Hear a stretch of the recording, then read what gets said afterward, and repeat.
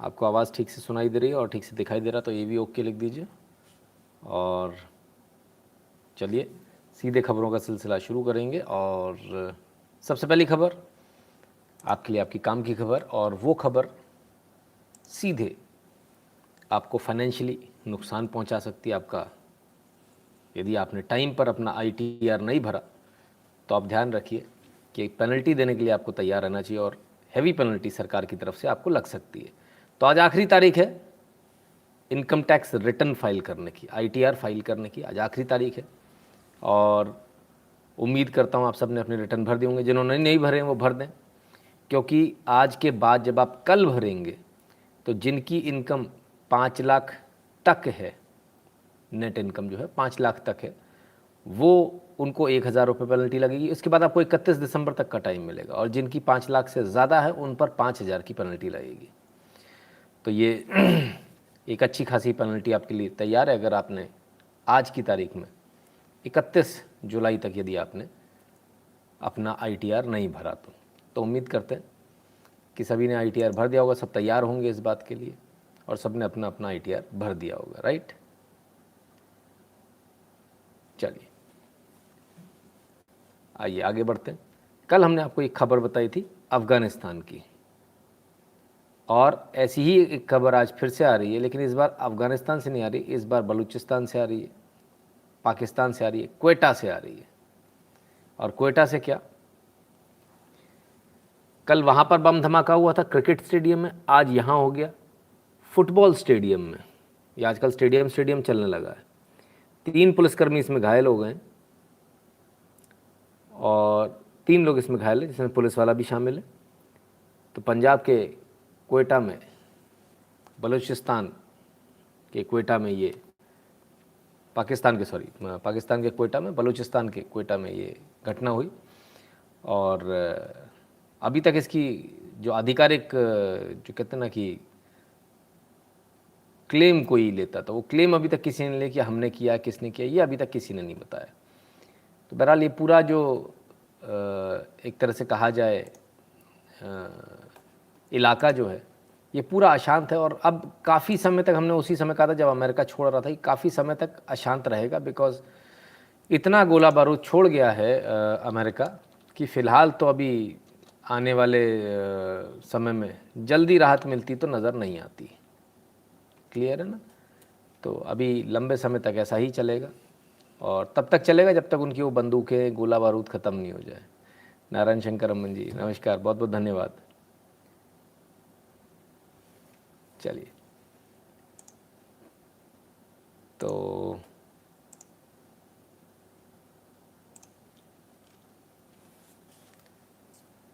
ये तो ही लोग आज बहुत कम है, हमेशा कम होते हैं, सैटरडे को लोग कम होते हैं, है ना। ऐसा नहीं कि सैटरडे को कम नहीं होते, सैटरडे को अक्सर कम होते हैं। ठीक है।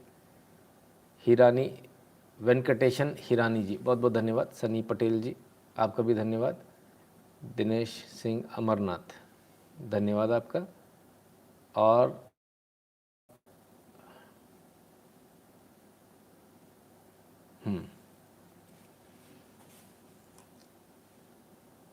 हेमंत शाह जी नमस्ते।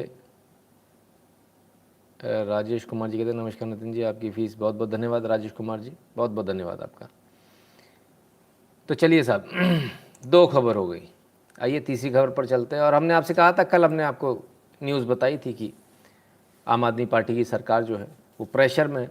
और प्रेशर में ऐसे है कि जो एक्साइज पॉलिसी है उस पर जो जांच बैठ गई है, CBI की जांच जो उस पर बैठ रही है, तमाम सारी जांचें और उस पर बैठ रही हैं, उसको लेकर अब वो बैकफुट पर आ गए।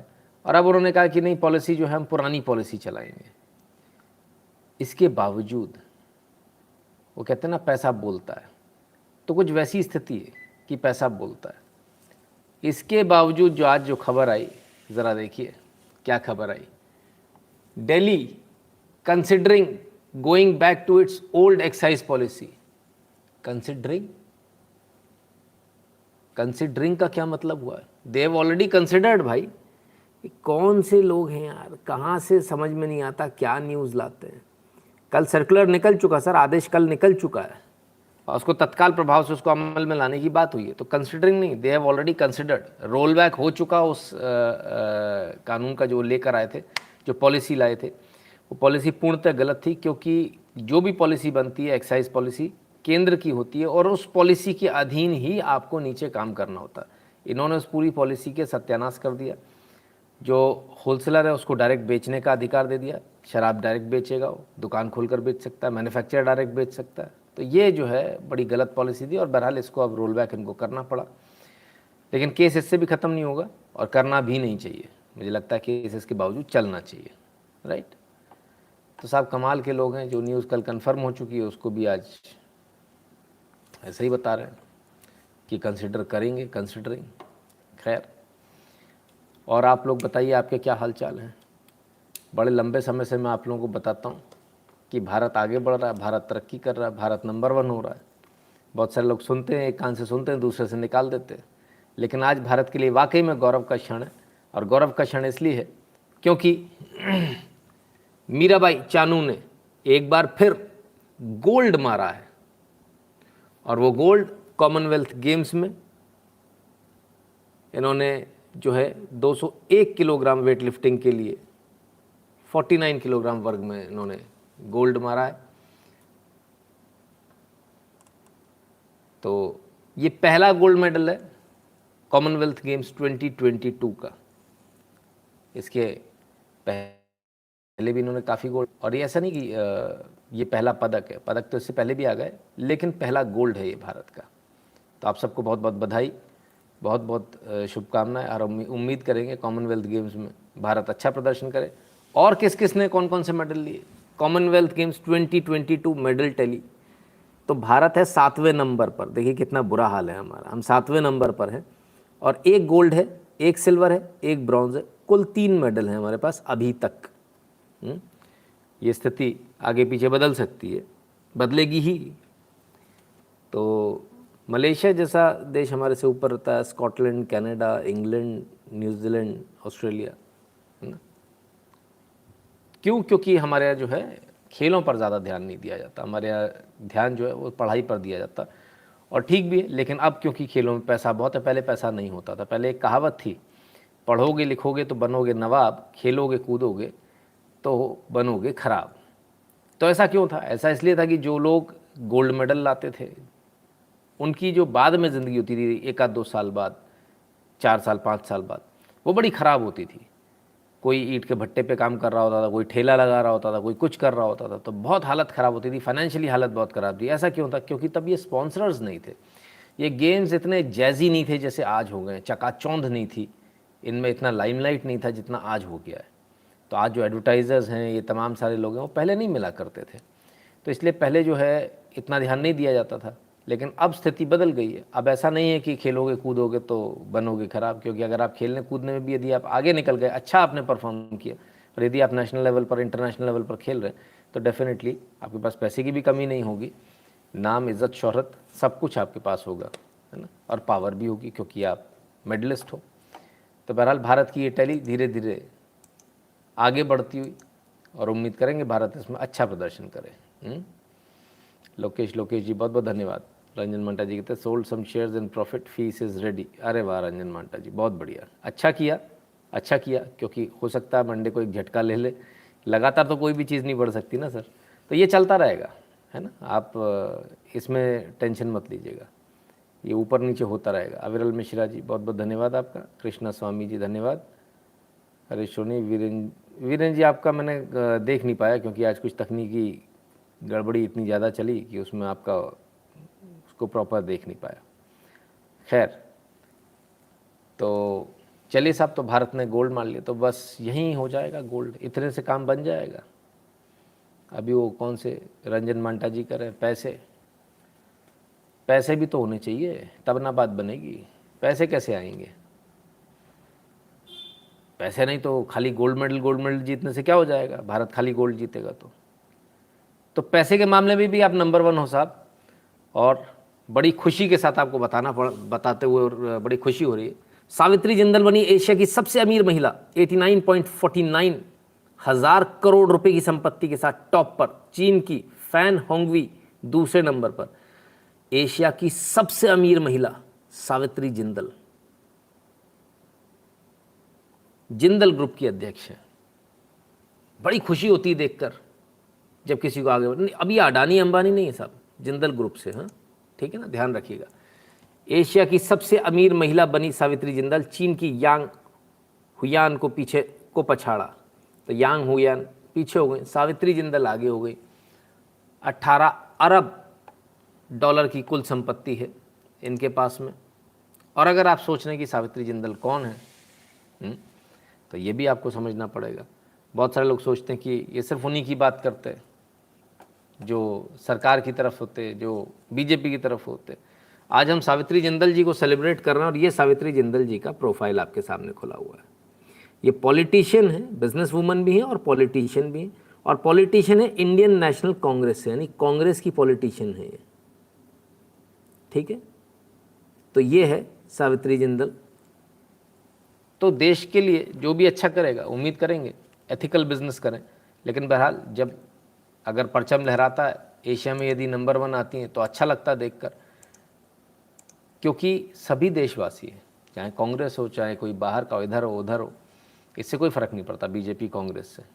हमारे देश को आगे कौन लेकर जा सकता है, हमको ये देखना।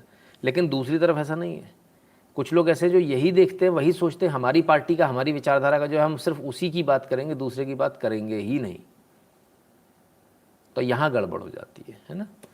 तो खैर, हमको तो इसमें भी खुशी हो रही है, सावित्री जिंदल जी को भी नंबर 1 पे देख के खुशी हो रही है।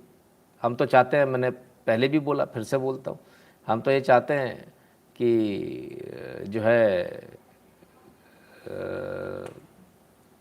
सभी टॉप 10 में सारे ही भारतीय हों, है ना। नवीन जिंदल के सुपुत्र हैं इनके, ठीक है ना। तो खैर, हाँ, नवीन जिंदल की माँ है बिल्कुल। जिंदल स्टील्स आपने सुना होगा। एक और बहुत बड़ा शेयर आया था, आजकल तो दिखता नहीं है, कहाँ गायब हो गया, शायद डीलिस्टेड हो गया। जिंदल विजयनगर स्टील, बहुत बड़ा पब्लिक इशू था, जिसने लगाया पब्लिक इशू में उसको अलॉट हो गया था। इतना बड़ा, इतनी बड़ी इक्विटी के साथ खुला था। तो स्टॉक मार्केट में एक चीज़ और काम करती है, इक्विटी जब बहुत बड़ी होती है तो वो शेयर उल्टे मुंह गिरता है। तो जब जिंदल विजयनगर स्टील्स खुला था, JVSL, तो 8 रुपये पे खुला था। लुढ़कते लुढ़कते लुढ़कते वो कहीं 6 पे आया, 5 पे आया, 4 पे आया, 3 पे आया, फिर पता नहीं कहाँ गया। हृदय मुखिया जी धन्यवाद। तो क्या होता है बिज़नेस में, बहुत चीज़ मायने रखती है, जिसमें से है एक ओवर कैपिटलाइजेशन, एक शब्द है। ज़रूरत से ज़्यादा यदि आपके पास पैसा होगा तो भी आपके शेयर्स की कीमत डाउन हो जाएगी। ये नहीं होता कि आपके पास पैसा ज़्यादा है, ये है कि उस पैसे का यूटिलाइजेशन आपकी कंपनी ने कितना अच्छे से किया। यदि वो नहीं आता तो फिर बात ख़त्म, ठीक है ना। खैर, तो चलिए साहब, सावित्री जिंदल जी नंबर 1 बन गई, फिर क्या।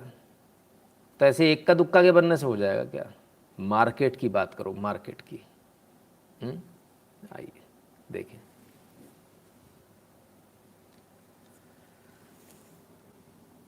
हमारा शेयर बाजार नहीं, शेयर बाजार, सेंसेक्स जुलाई में 8.6% चढ़ा, दुनिया में सर्वाधिक ग्रोथ। ध्यान से पढ़िए, दुनिया में सर्वाधिक ग्रोथ, इतनी ग्रोथ किसी भी स्टॉक एक्सचेंज ने नहीं दी। चीन, हांगकांग के शेयर बाजार जुलाई में 7% तक गिरे, 7% तक गिरे हैं। भारत का 8.6% बढ़ा है। ये फ़र्क है सर, आपकी इकोनॉमी में और दूसरी इकोनॉमी में। तभी तो डॉलर की प्राइस इतनी बढ़ने के बाद भी स्टॉक मार्केट नहीं गिरा। मैंने इस बात को आपको स्पेशली इसी लाइव में बताया था कि ये बताता कि हमारी इकोनॉमी बहुत स्ट्रांग है, और उसके बाद तमाम सारी जगहों से निकल कर आ गया कि रिसेशन कहीं भी आएगा, इंडिया में इफेक्ट नहीं करेगा, ज़ीरो इफेक्ट आएगा इंडिया में। तो ये बहुत सारी चीज़ें हैं जो आपको आगे देखने को मिलेगी, है ना। और आप इसको समझिए, इसको बहुत सारे लोगों को लगता है कि नहीं भारत तरक्की नहीं कर रहा है, या ऐसा हो जाएगा वैसा हो जाएगा। बहुत रोबस्ट इकनॉमी के साथ हम आगे बढ़ रहे हैं, बहुत रोबस्ट इकनॉमी के साथ। वो शायद आपको समझ में नहीं आ रहा, हम इतना दिखाते हैं यहाँ पर, इतना सारा बताते हैं, लेकिन इसके बावजूद शायद कुछ लोगों को समझ में नहीं आता। लेकिन इकोनॉमी बहुत रोबस्ट है सर, कहीं नहीं जाने वाली है, कोई फ़र्क नहीं पड़ने वाला हमें, किसी रिसेशन का हमको फ़र्क नहीं पड़ने वाला है। क्लियर है। करपाटे जी कल का लाइव देख रहा था, पूरा नहीं हुआ, मैं पिछड़ गया। ये तो गड़बड़ है भाई, है ना। फटाफट देखा कीजिए, ऐसे तो पिछड़ जाएंगे आप वाकई में। Yesterday's research work on Havan home was mind blowing. Many thanks. Krishna Swami ji, धन्यवाद भैया। से एक वीडियो सेंड की है क्या? अब तो वीडियो का सर कोई मतलब ही नहीं, यूजलेस है इस समय तो वीडियो, है ना? ठीक है ना, बताइए इनको। आप वो वीडियो देख रही हो, वो सर हम कब का ट्विटर पर डाल चुके हैं उस वीडियो को, है ना?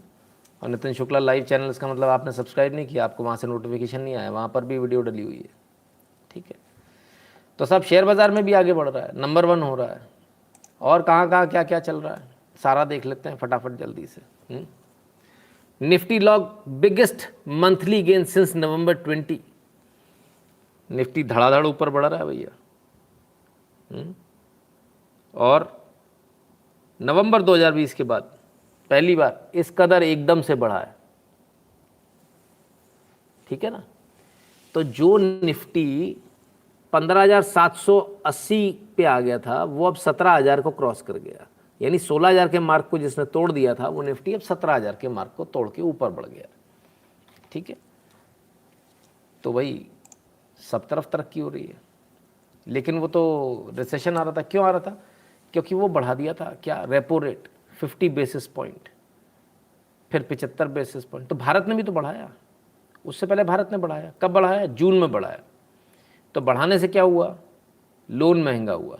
तो लोन महंगे होने से क्या होगा? लोग लोन नहीं लेंगे। ऐसी एक चलन है, ऐसा है, प्रथा है कि महंगा हो गया तो लोग नहीं लेंगे। लेकिन भारत में उसका भी फर्क नहीं पड़ा सर। मैंने कहा ना, इकोनॉमी बहुत रोबस्ट है। जून में 1 से 8 जून के आसपास हम जो रेपो रेट्स हैं उनको बढ़ा चुके थे, और ये जून एंड तक का है। Credit offtake pace stays robust in जून।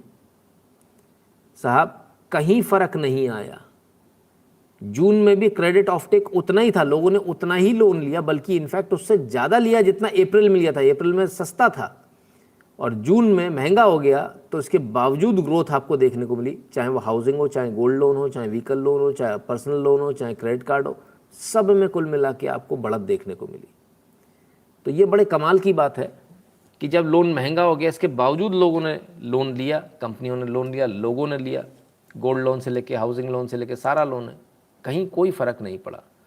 तो वो जो एक रिसेशन की बात हो रही है, और किसी ने कहा था रिसेशन से भारत को फ़र्क नहीं पड़ेगा, बिल्कुल सही बात है। भारत को कोई फ़र्क नहीं पड़ने वाला, क्योंकि यहाँ कहीं से कहीं तक फ़र्क नज़र नहीं आ रहा। प्रशांत सिंह जी कहते हैं नमस्ते गुरु जी, एडिक्शन हो गया आपके एनालिसिस का, यू आर द बेस्ट। धन्यवाद प्रशांत जी, बहुत बहुत धन्यवाद। फिर क्या तो लोन से डिसाइड हो जाएगा? नहीं, इकोनॉमी सेक्टर्स, कोर सेक्टर से डिसाइड होती है। कोर सेक्टर में क्या चीज़ है, क्या स्थिति है, उसको देख लें। Core sector maintains double digit growth. 8 infrastructure grew 12.7 year on year. June there was a contraction in MOM. तो साहब लगातार बढ़ रहा है, दनादन बढ़ रहा है, कहीं कोई वो नहीं है। चाहे कोर सेक्टर हो, चाहे बाकी के सेक्टर्स हो, steel, cement, XYZ, you name it they have it. और तो और जो रुपया जो लगातार कमज़ोर हो रहा था वो भी बढ़ गया। Rupee logs biggest single day gain in 9 months। 9 महीने में पहली बार एक दिन के अंदर इतना बड़ा रुपया कि डॉलर धड़ाधड़ टूटा। राइट, तो ये आपकी इकोनॉमी बता रहा सर, ये आपकी ताकत बता रहा आपकी कि आपकी इकोनॉमी की क्या ताकत है। ठीक है ना। और हमने आपको तमाम सारी चीज़ें बताई कि जितने भी ये इकोनॉमी है। अब जब इतनी इकोनॉमी की बात कर तो बैंकों कहाँ भूल गए? वो बैंकों की तो नोटबंदी के बाद हालत ख़राब थी और फलान था ढिकान था। आइए ज़रा बैंकों का भी हाल देख लें। HDFC reports highest ever first quarter individual loan disbursement. दबाकर लोन बेचे। आज तक के इतिहास में HDFC के इतने लोन इन्होंने नहीं दिए जितने इस फर्स्ट क्वार्टर में दिए।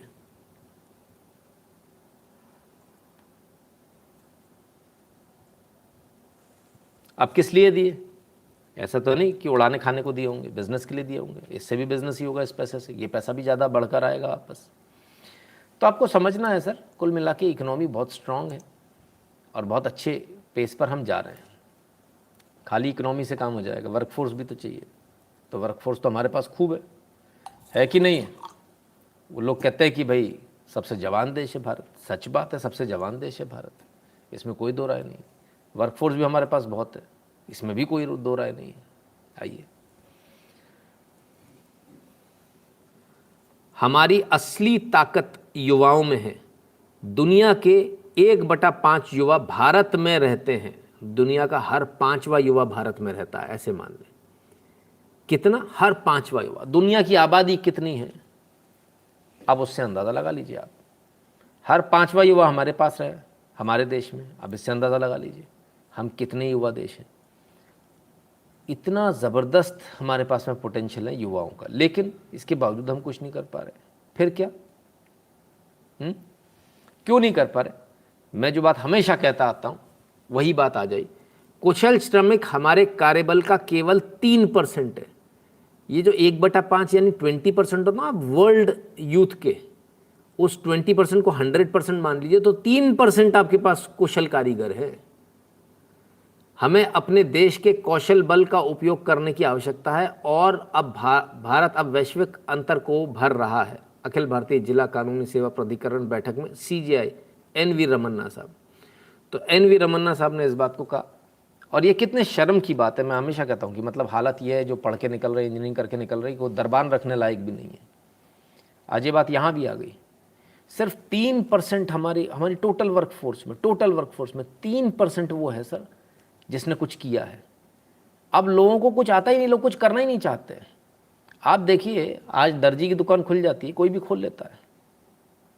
मैं आपको थोड़ा पीछे ले चलता हूँ, और पीछे ले चलूँगा करीब 50 साल, 40-50 साल पीछे। और आपको जानकर हैरानी होगी कि बाकायदा टेलरिंग की डिग्री होती थी। मैंने जो काम करा है वो ऐसे लोगों से करा है जो टेलर डिग्री वाले। अच्छा, पहले जो है डिग्री लगाई जाती थी दुकान पे साहब। ये जो आप जो बात कर रहे हैं ना, ऐसा नहीं होता था किसी ने दुकान खोल ली तो अनपढ़ है, नहीं, ऐसा नहीं होता। डिग्री लगाई जाती थी। बिजली का सामान मैं एक जगह लेने जाता था तो मेरे दादाजी बोलते थे उस दुकान से लाना, फलाने से। तो मैंने कहा उससे क्यों लाना? बोले नहीं, वही एकमात्र डिग्री होल्डर है, वो सलाह सही देगा। मान लो कुछ सामान चाहिए होगा जिसमें सलाह चाहिए हो तो सामान सही देगा वो, तो उसको मालूम है। क्योंकि ये डिग्री वाला गलत सामान नहीं, पढ़ा लिखा ना, वो उल्टी सीधी चीज़ नहीं भेड़ेगा अपने लालच में, ऐसा मान कर चला जाता। और ऐसा होता भी काफ़ी हद तक। तो साहब जिनके से जाता था वो BE ME इलेक्ट्रिकल उस ज़माने के थे। तो जब वो पढ़ कर आए थे, अब तो खैर बुज़ुर्ग हो गए, अब उनका बच्चा जो है US में डिग्री कर रहा है, कर ली, कंप्लीट हो गई, वहीं नौकरी कर रहा है। तो जब उन्होंने किस्सा बताया, बोले जब मैं पढ़ कर आया और मैंने अपने पापा को बताया मेरी डिग्री हो गई कंप्लीट ME की, तो बोले एक काम कर, इसको रोल कर इसको और साइड में रख दे और अब बैठ जा, अब काम सीख। यानी डिग्री क्या था? डिग्री सिर्फ टेक्निकल क्वालिफिकेशन थी, सीखने से पहले की प्री रिक्विजिट थी, प्री क्वालिफिकेशन थी कि भाई आपको ये सीखना, उससे पहले की प्री रिक्विजिट है। ठीक इसी प्रकार से हमारे ITI कोर्स होते थे, अब कोई करना ही नहीं चाहता। आप बताइए, आपके यहाँ प्लम्बर आते हैं, आप किसी से पूछिए प्लम्बिंग में ITI किया है, कि एक नहीं मिलेगा। इसलिए यह आलम है सर कि प्लम्बर को टेफ्लॉन टेप चढ़ाना नहीं आता चूड़ी के ऊपर, वो उसको सूत की तरह से बांध के चढ़ा देता है, उसको टेफ्लॉन टेप चढ़ाना नहीं आता। इतना बुरा विकट हाल है। मतलब अगर काम कराने बैठता हूँ सर तो मैं तो इतना फ्रस्ट्रेट हो जाता हूँ, मेरी हालत ये हो जाती है कि मुझे समझ में नहीं आता मैं कहाँ सर मारूँ। कंप्यूटर वाले के पास जाओ तो कंप्यूटर वाला केबलों को ऐसे ही डाल देगा, जो केबल टाई लगी होगी उसको काट देगा, दूसरी लगाएगा नहीं। उससे बोलो भैया केबल टाई तो लगा दे, केबलों को सारा एक तरह, अरे नहीं भाई साहब कोई फ़र्क नहीं है, वो तो तार जुड़े रहते। आप कभी इसके मैकेनिक के पास जाइए, अगर आप लोकल मैकेनिक के पास चलेगा साहब, वो सारी केबल टाई काट देगा, उसके बाद दोबारा नहीं लगाएगा। आप बोलोगे ना केबल टाई, आपको ज्ञान देगा, ऐसा भयंकर ज्ञान देगा कि आप बेहोश हो जाओ। मुझे ऐसा ज्ञान अक्सर मिलता है। तार अलग अलग रहने चाहिए साहब, एक साथ रहते गर्म हो जाते हैं, शॉर्ट सर्किट हो जाता है। कंपनी वाला बेवकूफ़ है, वो सारे तारों में टाइल लगा के देता है, उसके ऊपर बाकायदा एक स्लीव चढ़ा के देता है। इन भाई साहब ने सारा तोड़ फोड़ के दे दिया और उसके बाद उसको लगाएंगे भी नहीं, ज्ञान भी ऊपर से दे देंगे। ऐसा गजब का ज्ञान मैंने आज तक नहीं देखा कि तार एक साथ अगर आपने रख दिए तो वो गर्म होकर वो शॉर्ट सर्किट हो जाएगा। हमें तो पता ही नहीं था, ये खुले तार थोड़ी हैं दादा, इंसुलेटेड वायर्स हैं, इसीलिए इंसुलेटेड होते हैं। तो ऐसे ऐसे ज्ञान वाले लोग हैं जिनको रिंच पकड़ना नहीं आता, वो प्लम्बर बन जाता है। प्लास्टर करने आपके यहाँ आदमी आ जाता है, उसको प्लास्टर करना नहीं आता। वाटर लेवल मिलाना नहीं आता, वो टाइल लगाने आ जाता है। इतना बुरा हाल है। और उससे बुरा हाल आप लोगों का, क्योंकि आपको कुछ पता ही नहीं है कि काम कराना कैसे है। तो उनकी, आप जैसे लोगों की वजह से उनकी बल्ले बल्ले। वो एक कन्नी लेके बैठ जाता है मजदूर बन के, कहता साहब मैं तो कारीगर हूँ, और फिर आपके यहाँ जाता है, काम आपके यहाँ आड़ा तिरछा कर जाता है, खेल ख़त्म।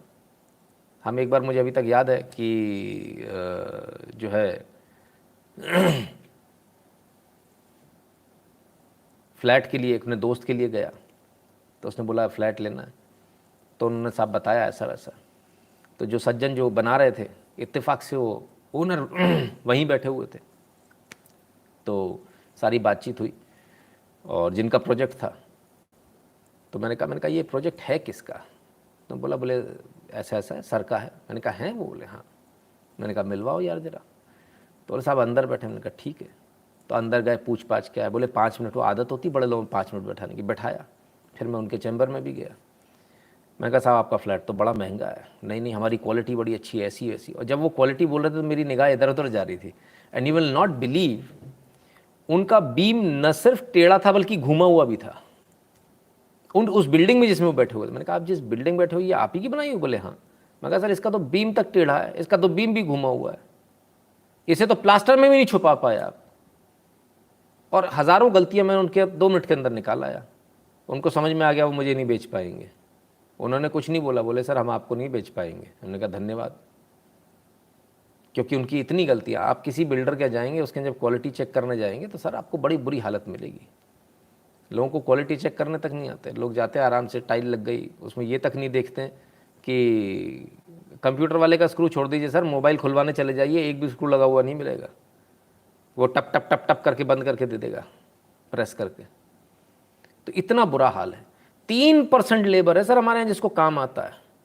और सर घमंड देख लो आप, ओफो, घमंड तो ऐसा कि पूछिए मत।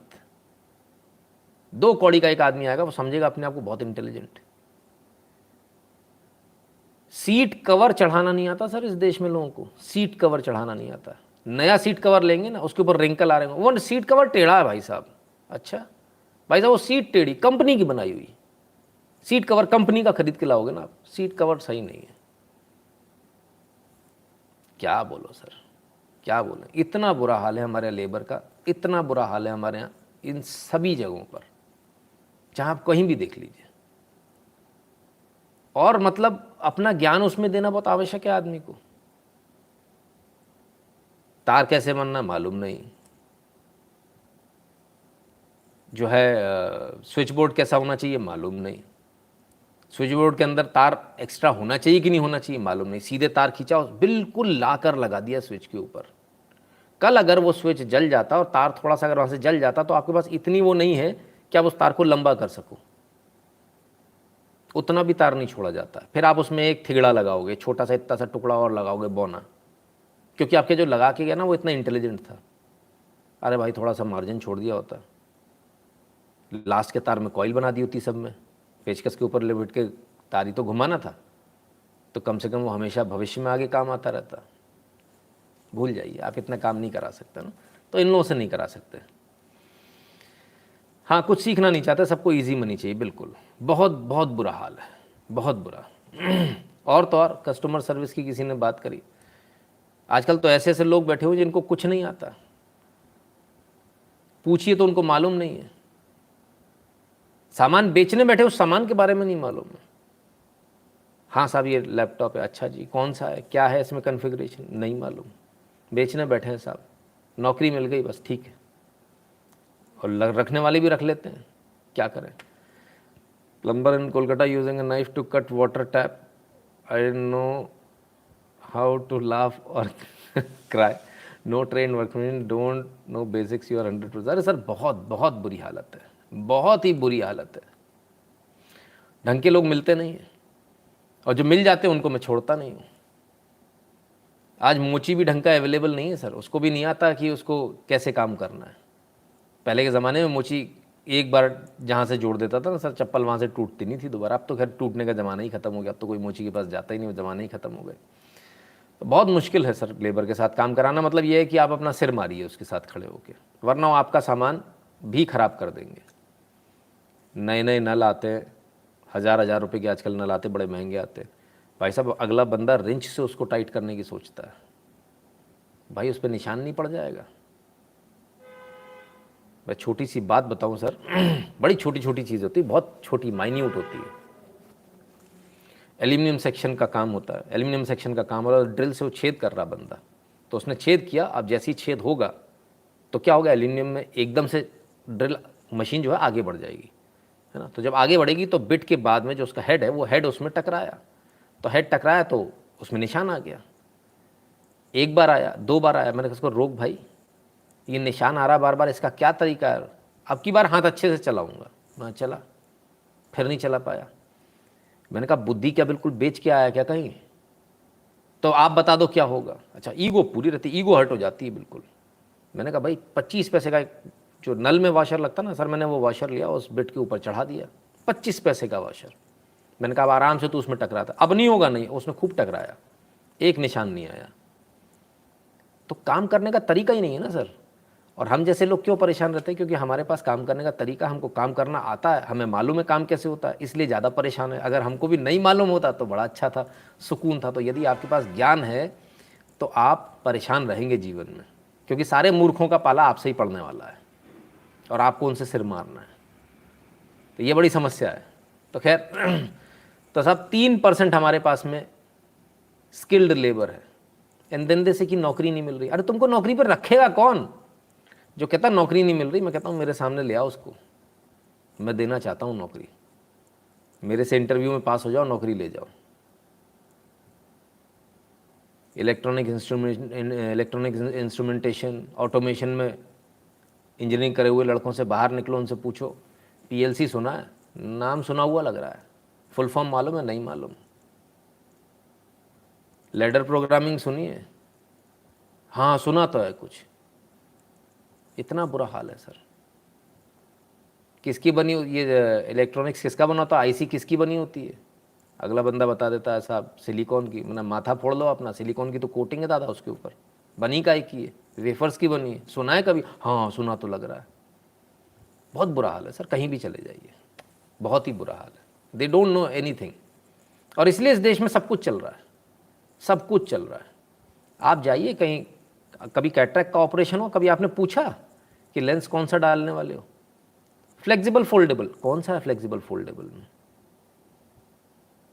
कॉन्वेक्स है, बाई कॉन्वेक्स है, एस्फेरिक है, कौन सा है? और उसके क्या फ़ायदे होंगे? ना आपने पढ़ा, आपने अपने माँ बाप को ले जाके फेंक दिया, अंधा हो तो अंधा हो जाए, मुझे क्या करना है। आपने खुद ने नहीं पढ़ा तो आपको मालूम क्या होगा। और उसके पास इतनी फुर्सत नहीं कि आपको बताए, तो उसने कह दिया डाल देंगे, आपने कह दिया डाल दो। उसने 40,000 रुपये का बिल बना दिया, आप लेकर चले आए। अरे दादा, लेंस की कीमत तो वही थी, सिंपल वाला डलवा लोगे 50 रुपये का डलेगा, फ्लेक्सिबल फोल्डेबल डलवा लोगे अच्छी से अच्छी क्वालिटी भी 3-3.5 रुपये से शुरू हो जाती है। लेकिन आपको बताया जाएगा 80,000 रुपये का लेंस, कंपनी का ब्रांड वाला, वो भी कंपनी का ही होगा, आते सब बाहर से ही है, कोई यहाँ थोड़ी बना रहा है। पैकिंग का ही तो खेल है सारा, पैकिंग का खेल हुआ और आपका खेल लगा दिया उसने। तो ये चीज़ है sir, people want easy money without effort free. Sir इसमें एफर्ट नहीं है, बल्कि इनफैक्ट इससे काम और ईजी हो जाता है। जब आपको काम आता है ना तो काम और ईजी हो जाता है, लेकिन सीखना ही नहीं चाहते, वो लॉन्ग मेथड में जाएंगे। क्वालिटी देने में कभी भी पैसा नहीं लगता, स्किल लगती है। तो क्वालिटी अगर हम देंगे तब हम बिजनेस को आगे बढ़ा पाएंगे। ये मैं इतनी सारी बातें इसलिए कर रहा हूँ क्योंकि बहुत सारे लोग बोलते हैं हमने बिजनेस करना, हमने ये करना, हमने वो करना। भाई सीख तो लो। आप क्यों एक्सपोर्ट में फेल हो जाते हो? क्योंकि आपका जो चलता है एटीट्यूड है ना, कुछ भी लिया, माल पैक कर दिया और बेच दिया, ऐसा नहीं चलता बाहर। हर चीज़ की एक तरीका होता है। तो उसको हमको समझना पड़ेगा, ठीक है ना। खैर, तो ये स्थिति है जी। क्यों गलत? आप मुझे उनके बगल कॉलेज पूरा बायोग्राफी सेटिस्फाइंग मिलेगा, नो ऑफेंस।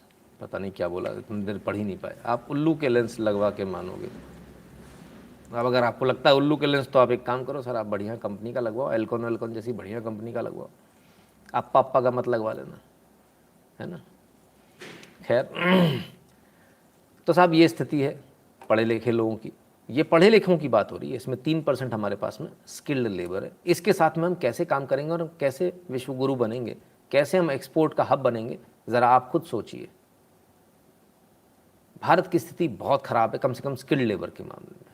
इसलिए मोदी जी ये जो आप देख रहे हो ना, ये प्रधानमंत्री कौशल विकास योजना, ये सारी इसलिए लेकर आए। तो अब क्या करें, कुछ नहीं आता तो कैसे करें? तो आने का तरीका एक होता है, कुछ आना, उसको सीख लेना। उसको सीखने के बाद फिर आप क्या था, प्रिलिमिनरी में तो बताया ना डिग्री, तो उसको सीखने, जो सीखना है ना आपको, उसको सीखने का भी एक तरीका होता है, वो एक प्रिलिमिनरी, उसकी भी एक स्टेज होती है कि सीखा भी कैसे जाए। सीखना है वो तो ठीक है, लेकिन कैसे सीखा जाए, उसके लिए कौन सी ट्रेनिंग लेनी, तो उसके लिए आपके लिए ट्रेनिंग आई है, उसको आप कर सकते हैं। तो उस चीज़ को ज़रा देख लें। तो सीखने के लिए भी आपके लिए एक ट्रेनिंग आई है साहब। जिनको काम नहीं आता,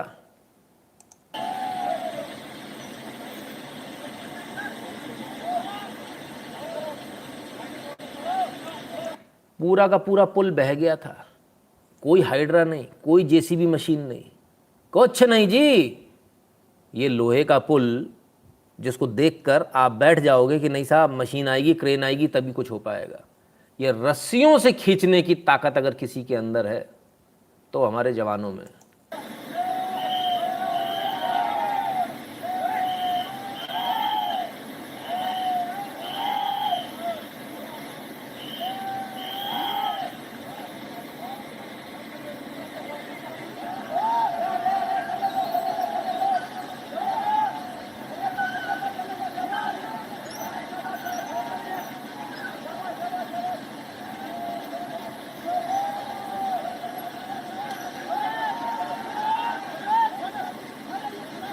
लीजिए साहब, फिर तान दिया पुल। जो पुल बह गया, जो पुल बह गया, उस पुल को दोबारा से तान दिया। किसी ने लिखा टीम वर्क, ना, this is not team work, this is discipline. करते रहिए टीम वर्क, करा के देख लीजिए सिविलियन से। एक ससुरा 1 सेकंड पहले धक्का लगाएगा, दूसरा 2 सेकंड बाद लगाएगा, तीसरा 3 सेकंड बाद लगाएगा, कुछ फर्क ही नहीं पड़ने वाला। उनको मालूम है कब किस कॉल पर धक्का लगाना। यही तो खेल है, यही तो ट्रेनिंग है। तो जब कुछ नहीं आता बाबू लोग, तो तुम्हारे लिए ही अग्निवीर इसीलिए बनाया कि वहां जाके सीख लो कि सीखना कैसे है, इंसान बन जाओगे। और बड़ा गलत किया सरकार ने इसमें पैसे वैसे देके, इसको तो कंपलसरी करना चाहिए था। मैं आज भी बिल्कुल इसको उसका हूं कि डिग्री तब मिलेगी जब 2 साल सेना में देकर आओगे। जिसको प्रॉब्लम है वो देश छोड़ के चला जाए, कहीं और से डिग्री कर ले। ये देश वो देश नहीं है सर, ये देश लठ वाला देश है। यहाँ रोज लठ बजाने पड़ते हैं कि नहीं बजाने पड़ते लाइक कराने के लिए। अनीता वी जी कहती थी ऐसे मत बोलो। कुछ लोग ऐसे कड़क बोलने से नहीं मानते, अरे ये उस पर भी नहीं मानते, इतने ढीठ हैं ये। ठीक है, तो ये वो देश है सर जिसको आदत पड़ी हुई है कोड़ों से चलने की। 1000 साल की आदत है, ऐसे कैसे? तो अगर आपको सीखना, अगर आपको इंसान बनना है, देखिए मैं उसको इंसान नहीं मानता जिसको काम नहीं आता। यदि आपको इंसान बनना है तो कम से कम मौका आपके पास है, अग्निवीर में चले जाइए, इंसान बन जाइए। एक मौका मिलेगा, आपको समझ में आएगा कि किस प्रकार से काम किए जाते हैं, किस प्रकार से काम होता है। कहीं भी बैठ गए, कैसे भी बैठ गए, गंदे संदे उठ के चल दिए, है ना, उन सब चीज़ों से आप थोड़ा बाहर आ जाएंगे, थोड़ा सा इंसान बन जाएंगे, अच्छा लगेगा आपको भी। ठीक है ना। खैर, अब मैं तो नहीं जा सकता, मैं तो अकेला बच्चा हूँ, मेरे को तो डर लगता है। सेना में भर्ती करा देगा नितिन शुक्ला, गोली पड़वा देगा, बॉर्डर पे पहुँचवा देगा। हाँ, ये तो हो सकता है, इसमें कोई दो राय नहीं। तो उसका भी एक सस्ता ऑप्शन है, हमारे पास सस्ता ऑप्शन हमेशा अवेलेबल होता है। मध्य भारत प्रांत संघ और उसके अनुषांगिक संगठनों के आयोजकों का केंद्र बना भोपाल। तो साहब भोपाल में जो है बहुत सारे एक साथ हो रहे हैं शिविर, मनन चिंतन शिविर भी हो रहा है, फलाना भी हो रहा है, ठिकाना भी हो रहा है। और साथ ही साथ यहाँ और क्या हो रहा है, यहाँ इनका कोई शिविर लगा हुआ साहब, क्या क्या प्रोग्राम हुए, ये सारे इनके प्रोग्राम में सब जो हो रहे हैं। तो ऐसे तमाम सारे इनके शिविर लगते रहते, उधर जाके भी सीख लो, उधर पे भी कुछ सीखने को मिल जाएगा थोड़ा बहुत। वहाँ पे भी मौका मिल जाएगा सीखने का। सीखने की जगह बहुत सारी हैं सर, आप कहाँ से सीखना चाहते हो। थोड़ा सा इंसान ये भी बना देंगे, वो एकदम बढ़िया वाला बनाएंगे सेना वाले, यहाँ उसका थोड़ा लाइटर वर्जन मिल जाएगा आपको, अगर आपसे वो नहीं झिलेगा तो यहाँ पर भी मौजूद है। यहाँ पर लोग अच्छे से प्यार से बात करने वाले लोग होंगे। बाबू सोना खाना खाया, नहीं ऐसे तो नहीं, लेकिन प्रचारक जरूर आपसे पूछ लेंगे खाना खाया भाई साहब आपने, नहीं खाया और कैसा क्या चल, बड़े प्यार से बात करेंगे। उधर ऐसा नहीं है, सेना में तो सीटी बजेगी, खाना खाने का टाइम हो गया खाना खा लो, दूसरी सीटी बजी अब उठ जाओ, चाहे थाली में खाना बचा हुआ हो, तुम्हारी ऐसी की तैसी, टाइम उतना ही था, उसी स्लॉट में खाना था। लेकिन अपन को तो जानवरों वाली आदत है, थाली पसार के बैठ जाएंगे, आराम से बैठ के तसल्ली से खाएंगे, है ना। तो डिसिप्लिन नहीं होगा लाइफ में तो कष्ट होगा, और डिसिप्लिन नहीं होगा तो देश आगे नहीं बढ़ पाएगा। इसलिए मेरा आप सबसे निवेदन है, काम करना सीखिए, अपने अंदर जो स्किल है उस स्किल को पहचानिए, उस स्किल के अनुसार जो आपको अच्छा लगता है वो काम आप कीजिए, लेकिन स्किल ज़रूर लीजिए। सिर्फ तनख्वाह के लिए काम करना मेहरबानी करके कोई ना करे, कि बस हमको पैसे मिल जाए, मुंह उठा के जानवर की तरह सुबह उठे, मुंह धोया पहुंच गए, मालिक भी 4 गाली देता मनी मन कि आ गया हरामखोर, इसको ज़बरदस्ती पैसे दे रहा हूँ, वो भी उसके मन से भी 4 गालियाँ निकलती हैं। अरे ऐसे बनकर जाओ यार कि मालिक आगे पीछे घूमे कि ये बंदा मेरे यहाँ से छोड़ना नहीं चाहिए, ठीक है ना। इसलिए बहुत आवश्यक है कि आपको स्किल आए, ठीक है। आइए आगे बढ़ते हैं। और आपकी स्किल कौन नहीं सीखने दे रहा, स्किल आएगी कहाँ से, टिकटॉक, रील बनाएंगे साहब, Yahoo PayPal gaming websites band in this country. ले भैया, इंडोनेशिया जैसे देश ने बैन कर दिया सर पेपाल को, याहू को, गेमिंग को। हमने तो गेम खेलना दिन भर, हम गेम खेल के इतने खुश हो जाते हैं, हम जीत गए, हमको जीत की उसी में अनुभूति हो जाती है, तो हम रियल लाइफ में क्या जीतेंगे, जरूरत ही महसूस नहीं हुई ना, गेम में जीत गए, हमको फीलिंग वहीं से मिल गई। इस गेम को बंद कर लो बाबू, इससे कुछ नहीं होने वाला है। जिंदगी में जीतना सीखो, जो काम करो उसमें जीतना सीखो, ठीक है। तो इंडोनेशिया जैसी कंपनी ने, छोटी सी कंपनी ने बंद कर दिया सर, है ना। रीट मदान जी कहते हैं सर जी आप में कुछ तो है जो इतना नॉलेज है नहीं। मैंने बताया ना, मैं बहुत कीन ऑब्जर्वर हूँ, है ना, और इच्छा होती है चीज़ों को देखता हूँ तो ये कैसे हो रहा है। और कीन ऑब्जर्वर कोई भी हो सकता है, उसमें आवश्यकता नहीं कोई पढ़ा लिखा आदमी हो। छोटी छोटी चीज़ें होती हैं सर, पता नहीं मैंने इस लाइफ पर वो बात करी है कि नहीं, पर रियल लाइफ इंसिडेंट्स हैं कि एक बार मुझे जो है अलाइनमेंट में लाना था, एकदम सीधा अलाइनमेंट मुझे चाहिए था, बहुत लंबा कुछ प्रोजेक्टाइल जाना था, तो एकदम सीधा रहे वो, तो उसके लिए मैं लेज़र लेकर आया। बाज़ार में जो लेज़र मिलती है बच्चों की 5-5, 10-10 रुपये वाली, वो लेज़र लेकर था, मैं उसको लेकर बैठा हुआ था। तो मेरे जो काम करता बंदा आया तो बोले सर आप ये लेज़र क्या, मैंने कहा बच्चे के लिए खेलने के लिए। बोले नहीं आप इसलिए नहीं ला सकते। उसने, मैंने कहा अच्छा किस लिए लाया सोच, उसने खूब दिमाग लगाया, 15 मिनट बाद उसको समझ में आया, अच्छा कल जो वहाँ काम होगा उसमें से अलाइनमेंट में लाएंगे अपन कि वो सीधा है या नहीं। मैंने कहा शाबाश। तो सर बिना पढ़े लिखे को भी मालूम है। तो ये सब कुछ एक्सपीरियंस से आता है, आप एक्सपीरियंस करेंगे तो सारी चीज़ें आएंगी, राइट। तो हमको काम करना सीखना है, इन सब चीज़ों से बाहर आना है। टिकटॉक, रील्स, फलाना दिखाना, ये जो नाच रही है ना अधूरे कपड़े पहन के, मैं आपको गारंटी देता हूँ इनको पापड़ दे दो आप बनाने को, बना नहीं पाएंगी। इनसे पापड़ नहीं बनेगा, इनसे वड़ी नहीं बन पाएगी, इनसे बोलो वड़ी बना दो दाल की, वो भी नहीं बन पाएगी इनसे। ये अचार डालेंगी तो उसमें फफूंद लग जाएगी, इनसे नहीं डल पाएगा। इनसे दही भी सही नहीं जमेगा सर, बाकी चीज़ें छोड़ दो। गलत नहीं बोल रहा हूँ, ठीक है ना। अपने काम को परफेक्शन के साथ करना आवश्यक होता है। काम तो हर कोई करता है, दही तो सब जमाते हैं। दही जैसी छोटी सी चीज़ अगर आप सही से जमा लो तो ही बहुत बड़ी बात है। फिर लोग कहते हैं वो हाथ का फ़र्क होता है, कुछ हाथ का फ़र्क नहीं होता, टेम्परेचर का खेल है। आपका दिमाग सेट होना चाहिए कि मौसम बाहर क्या हो रहा है, मैं किस टेम्परेचर पे रख रही हूँ। एक ऑप्शन तो ये हो गया। दूसरा ऑप्शन ये, आप उसको किसी बंद कैबिनेट में रखना शुरू कर दें, बात खत्म, वो 365 दिन एक जैसा रहेगा, तब आपको कुछ नहीं करना है, ठीक है। मैगी बन जाएगी, सही बात है, वो भी सही से नहीं आती, इसीलिए मैगी के ठेले लग गए, इसलिए मैगी की दुकानें खुल गई। अगर वो भी सही से बनानी आती होती तो उसकी भी दुकानें नहीं खुलती। ठीक है ना? ठीक है, चलिए।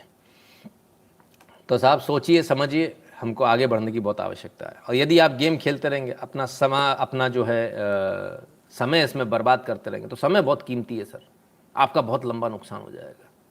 और इतना नुकसान हो जाएगा जो आप सोच नहीं सकते। समय कभी कभी 65,000 करोड़ का नुकसान करा देता है। और वो हो गया सर, अभी हुआ है। आइए दिखाता हूं आपको कैसे। बुलेट ट्रेन प्रोजेक्ट में देरी, 1,60,000 करोड़ रुपए की अनुमानित लागत में होगी बढ़ोतरी। लीजिए साहब, पहले कितने में बन रहा था? 1,08,000। अब कितने में बनेगा? 1,60,000 करोड़ में। सिर्फ किस वजह से मालूम है? लेट, डिले होने की वजह। इसलिए अपनी जिंदगी को डिले मत करो। एक एक समय, एक एक पल आपका कीमती है। ये गेम खेल के, रील्स बना के अपने समय को बर्बाद मत करो। यहां तो सिर्फ 60,000 करोड़, 65,000 करोड़ का नुकसान हुआ, आपके जीवन में पता नहीं कितने लंबा का नुकसान हो जाएगा। आपका जीवन ही खराब हो जाएगा। समय बहुत कीमती है। दो चीजें होती हैं, एक राइट डिसीजन लेना, एक ये होता है डिसीजन सोच रहे हैं करना नहीं करना, करना नहीं करना, समय निकल गया, महंगा पड़ जाएगा आपको। तो जो करना उसको जल्दी कर लो, पहले सोच लो, विचार लो, समझ लो, और खटाक से उसके बाद उसको इंप्लीमेंट करो, और स्पीड के साथ काम करके उसको खत्म कर दो, निपटा दो। क्लियर है? तो 1,60,000 करोड़ का प्रोजेक्ट पहुंच गया साहब, सिर्फ एक व्यक्ति की जिद, एक व्यक्ति की अड़ने की वजह से। और वो कहते हैं मुझे अभी भी मुख्यमंत्री बना दो। जी हाँ, बिल्कुल, मैं महाराष्ट्र की बात कर रहा हूँ। ये सारी डिले जो है वो महाराष्ट्र के पार्ट पर हुई। ये सारा काम जब कोविड का लॉकडाउन था उस समय बहुत स्पीड में किया जा सकता था। रेलवे ने अपने ऐसे ऐसे काम कर डाले जो से नहीं हो पा रहे थे, 20-20 साल से पेंडिंग पड़े थे। और यार आरआरआई केबल बदलना है, कैसे बदलना, ट्रैफिक है, क्या करेंगे, इटारसी का बदलना है, मर जाएंगे, झांसी का बदलने में तो पसीना आ गया था। सब हो गए सर, सब निपट गए। इटारसी पिटारसी इधर उधर जो बड़े से बड़े जंक्शन थे सब निपटा दिए। जहां ज्यादा से ज्यादा ट्रेनें थी, ट्रेनें ही बंद थी ना, टकाटक काम हुआ। ट्रैक रिन्यूअल ऐसे हुआ कि पूछिए मत, ट्रैक को उठा उठा के रख दिया साहब साइड में। इस स्पीड में काम हुआ है, जेसीबीज लगा लगा के काम हुआ है। वैसे ट्रैक मशीन से होता है, उसकी स्पीड लिमिटेड होती है। यहाँ अलग तरीके से काम हुआ, ट्रैक रिन्यूअल्स हो गए, सब कुछ हो गया सर, मेंटेनेंस हो गया, सब हो गया, धड़ाधड़ धड़ाधड़। अगर कुछ नहीं हुआ तो महाराष्ट्र में उद्धव ठाकरे जी अपनी जिद पकड़ के बैठे थे, हमको तो बीजेपी से बदला लेना है। आप बीजेपी से नहीं सर, आप अपने लोगों से, देश के लोगों से बदला ले रहे थे। सोचिए इनकी सरकार कितनी महंगी पड़ गई। 65,000 करोड़ के मुख्यमंत्री पड़ गए उद्धव ठाकरे जी। और ये तो मैंने सिर्फ आपको बुलेट ट्रेन का गिनाया, अभी वो नहीं गिनाया, वो आरे कार शेड वाला जो इधर से उधर, उधर से इधर, उसमें जो जितना नुकसान हुआ मुंबई मेट्रो का, उसको गिनेंगे तो उसमें अनदर 20-25,000 करोड़ का नुकसान है। 1,00,000 करोड़ का आदमी पड़ गया हमको ये, भाई साहब। इसलिए कहते हैं चूज योर लीडर वाइजली। ये पैसा उनका नहीं है, ये पैसा आपका है, आपका। आपने जो टैक्स भर भर के दिया ना, जो अपने आप, अभी मैंने बोला ना इनकम टैक्स भर देना, अभी जो आपकी आत्मा कचोटेगी, जो आप खून आपके निचोड़ के आप दोगे, वो पैसा बर्बाद हुआ है। ये वो इनकम टैक्स है जो शायद आपका माफ हो जाता अगर ये अगर इस तरह की बेवकूफियां इस देश के अंदर बंद हो जाए, हो सकता है आपको इनकम टैक्स भरने की जरूरत ना पड़े, हो सकता है आपको आवश्यकता ही ना पड़े। सरकार हो सकता है माफ कर दे, बोले इस साल मजे करो यार, माफ करा, हमारा काम बहुत अच्छा चला, होता ना, कंपनी बोनस देती है। पर ऐसे नेताओं की वजह से ये जब लाख लाख करोड़ रुपए के हमको एक एक नेता पड़ता ना, तब इस देश की ये गति होती है। ये बुरी स्थिति है हमारी। खैर क्या बोले, चलिए साहब, तो ये स्थिति है साहब। इसलिए समय बहुत कीमती है, गेमिंग में, टिकटॉक में, इसमें उसमें बर्बाद ना करें, अन्यथा आपका बहुत लंबा नुकसान हो जाएगा, है ना। चलिए साहब, महाराष्ट्र की बात चल रही तो महाराष्ट्र की और बात कर लें। शिवसेना प्रमुख उद्धव ठाकरे का घट रहा है सियासी कुनबा। पूर्व मंत्री अर्जुन खोतकर शिंदे गुट में शामिल। अर्जुन खोतकर जी अब तक जो है उद्धव ठाकरे के साथ में थे, आज ये भी छोड़ा है, आज ये भी जो है शिंदे साहब के साथ शामिल हो गए। धीरे धीरे करके सब आ रहे हैं, सबको समझ आ रही है, सबको मालूम चल रहा है क्या क्या लफड़े हुए थे, तो सब वापस आ रहे हैं। सब धीरे धीरे करके वापस आ रहे हैं, और धीरे धीरे करके जो सही मायने में जो आगे बढ़ रहा है उसके साथ लोग आ रहे हैं, और अच्छी बात है, ऐसा ही होना चाहिए। खैर, अब इसके बाद में आरोप प्रत्यारोप चल रहे हैं। वो कहते हैं मेरी पार्टी चुरा ली, मेरे लोग चुरा लिए, मेरे फलाना चुरा लिया, मेरे ठिकाने चुरा लिया। रोज प्रेस कॉन्फ्रेंस कर रहे हैं, रोज अपने इंटरव्यू दे रहे हैं। आज शिंदे जी ने पलटवार किया है। सीएम शिंदे की उद्धव को चेतावनी, कहा अभी मैं चुप हूं, अगर बोलना शुरू किया तो भूकंप आ जाएगा। कहते मैं अभी चुप हूं, आपकी पूरी पोल खोल दूंगा, आपने क्या क्या किया। और बाला साहब ने कहा था हम कांग्रेस से समर्थन लेने के बजाय ज़्यादा अच्छा समझेंगे अपनी दुकान को बंद कर दें, पर आप तो उन्हीं से समर्थन लेके बैठ गए।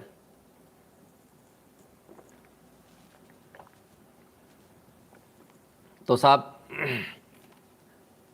धीरे से समझा दिया कि मुझे मालूम है आपने क्या क्या किया, मुझे मालूम है आप किस प्रकार से मुख्यमंत्री बने। तो ये सारी बातें चल रही है। इस बीच में महाराष्ट्र में पता नहीं गवर्नर साहब को क्या हुआ। गवर्नर साहब ने एक बयान दे दिया, भावना कुछ और थी, शब्द कुछ और हो गए, कांड हो गया। राज्यपाल भगत सिंह कोश्यारी के कमेंट पर महाराष्ट्र में सियासी बवाल जमकर हुए वार, बड़ी बात है। तो उन्होंने कहा कि अगर गुजरातियों और राजस्थानियों को मुंबई और थाने से हटा दिया जाए तो आपके पास पैसे नहीं रहेंगे, ना ही वित्तीय राजधानी बनी रह पाएगी। मुंबई के बारे में कहा। क्यों लोग बार बार बोलते हैं बाहर के लोगों को बाहर भगाओ, बाहर के लोगों को बाहर भगाओ। तो उसको कहने के दो तरीके थे। उनका कहने का मतलब था कि ये लोग आए तो ये लोग प्रॉस्पेरिटी लेकर आए, ये आए, इन्होंने काम किया, इसमें कोई दो राय नहीं, बात तो सच है, बात गलत नहीं है। लेकिन जिस अंदाज में कही वो लोगों को चुभ गया, जो शब्द जो कहे वो लोगों को चुभ गया। महाराष्ट्र भी काम करते हैं, ऐसा तो नहीं कि वो लोग काम नहीं करते, वो भी काम करते हैं, सारे लोग काम करते हैं, मराठी मानुष भी काम करता है, सारे करते हैं। बाहर के लोगों ने आके और उसको उसमें इन्हेंस किया। तो कहना क्या चाहिए था, शब्द अच्छे कैसे हो सकते थे कि मुंबई सबकी माँ है, कोई कहीं से भी आता है वो सबको यहाँ जो है पालने पोसने का मौका देती है, और बाहर से आके लोग यहाँ पर अच्छा कमाते हैं। बात वही है, दोनों तरफ से वो अच्छे शब्दों में हो जाती बात, पर दूसरे शब्दों में कह दी, बैठे बैठा एक मुद्दा दे दिया सबके लिए, और बैठे बैठा एक बवाल मचना शुरू हो गया। अब भाई ठीक है, अगर आप ऐसी बात बोलोगे तो जो वहाँ के लोकल है उनको बुरा लगेगा। बहुत सारे लोग बोलते ना, अरे बाहर जाके ऐसा बोल देना चाहिए, वहाँ उसके पास गए तो ऐसा क्यों नहीं बोल दिया, इसलिए नहीं बोला। समझ में आया? ये गवारपन की भाषा नहीं चलती बॉस, बहुत सोचना पड़ता है बोलने से पहले। इसलिए कई बार आपने देखा होगा मोदी जी या तमाम बड़े नेता बोलते बहुत संयम में बोलते हैं, वहाँ ऐसा क्यों नहीं बोला, ऐसा बोल देना चाहिए था, भाई तुम लोग तो गधे हो। हाँ, बोलने के बाद क्या नतीजा होता है मालूम है ना? ठीक है, इसलिए जो जहाँ की लोकल, आपने देखा होगा ना, मोदी जी साउथ में जाते हैं, कश्मीर में जाते कहते कश्मीरियत से होगा, हाँ, साउथ में जाते हैं जहाँ पेरियार की बात आती, पेरियार को पूजा जाता तो भाई वहाँ पेरियार की बात करते, इधर जाते उधर जाते, सब जगह। तो सबका साथ सबका विकास, ये वाली बात है।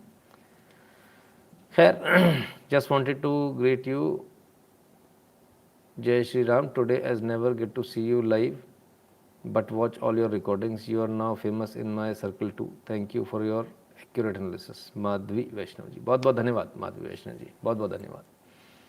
तो खैर, कुल मिलाकर एक ज़बरदस्ती का मुद्दा दे दिया। कभी कभी शब्द जो है ऐसा काम कर देते हैं। अब जो वो जो कह रहे हैं कि हमारी सत्ता चली गई, हमारी सरकार चली गई, हमसे छीन लिया, फलान हो गया, ढिकान हो गया, वो खुद क्या कर रहे हैं आइए देखें जरा। एज अजान plays, Shiv Sena leader Aaditya Thackeray stops speech for 2 minutes. भाई ये बड़ा वाला वोकलेबलर निकला यार, हमको मालूम नहीं था। अजान हुई तो साहब ने अपनी स्पीच बंद कर दी 2 मिनट के लिए। गजब यार, दादाजी पूरी जिंदगी लड़ते लड़ते निकल गई उनकी, और पोते साहब ने रिकॉर्ड तोड़ दिया, ये अजान पे रुक रहे हैं। तो कभी कभी ऐसा भी होता सर, घर के अंदर भी ऐसा हो जाता है। अब आप क्या करेंगे? तो अच्छा है, तरक्की कर रहे हैं। फिर बाद में बोलेंगे ईवीएम हैक हो गई, है ना? कमाल है, क्या गजब के लोग हैं साहब, ऐसे गजब गजब के लोग हमने नहीं देखे। चलिए,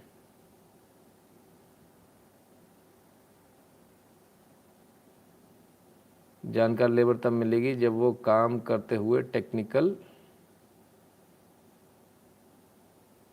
पढ़ाई करे, ना कि पढ़ के। सही बात है। लोग आजकल तो यूट्यूब पे देख के जानकार बन जाते हैं। आनंद शर्मा जी, राम राम भैया।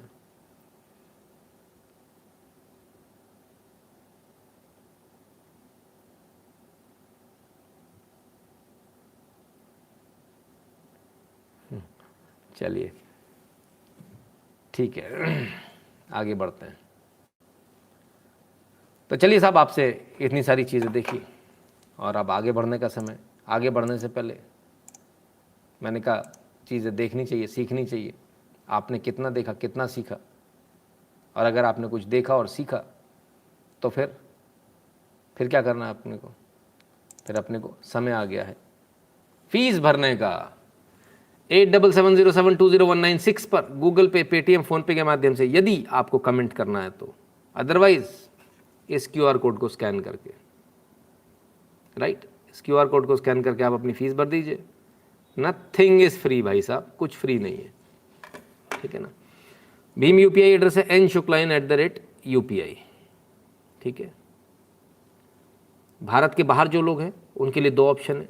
भारत के बाहर वाले बोलते हैं हमारा तो क्यूआर कोड भी स्कैन नहीं होता, फलाना नहीं होता, ठिकाना नहीं होता। नहीं भाई साहब रुको, patreon.com/नितिन शुक्ला इस पर जाकर कंट्रीब्यूट कर दीजिए, या फिर paypal.me/नितिन शुक्ला GWL पर जाकर कंट्रीब्यूट कर दीजिए। अपनी फ़ीस ध्यान से भर दीजिए, कंट्रीब्यूशन ध्यान से कर दीजिए, क्योंकि आप लोगों के कंट्रीब्यूशन से ही ये चैनल चलता है।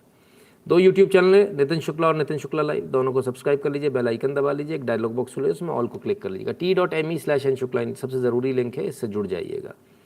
ये टेलीग्राम का चैनल है, या फिर टेलीग्राम पर जाकर @n-शुक्ला सर्च कीजिए, फ़ोटो के साथ में 20,000 से ज़्यादा लोगों का एक चैनल आएगा, उसे ज्वाइन कर लीजिएगा। ट्विटर पे @NSO365 को, इंस्टाग्राम को चर्चा, ट्विटर पर @n-शुक्ला को, फेसबुक पर नितिन शुक्ला को, गैप पर नितिन शुक्ला को फॉलो कर लीजिए तमाम सारी जगह।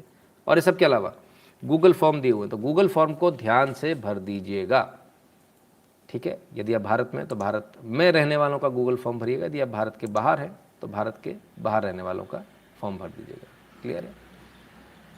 श्री रामा जी, बहुत बहुत धन्यवाद भैया आपका।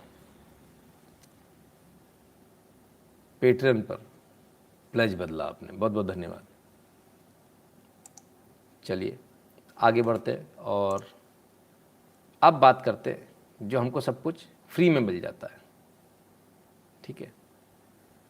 और फ्री के जो एक लालच रहता है कि सब फ्री में मिल जाए, ये भी फ्री में, वो भी फ्री में। कितने लोगों को फ्री चाहिए, वो पूछ रहे थे वहाँ पे जाके, फ्री में बिजली किस किस को चाहिए है।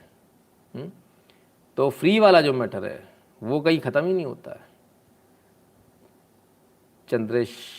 चंद्रेश्वर जी, सुखाड़िया जी और SN Sharma ji, कयूर D G, धन्यवाद आप सभी का।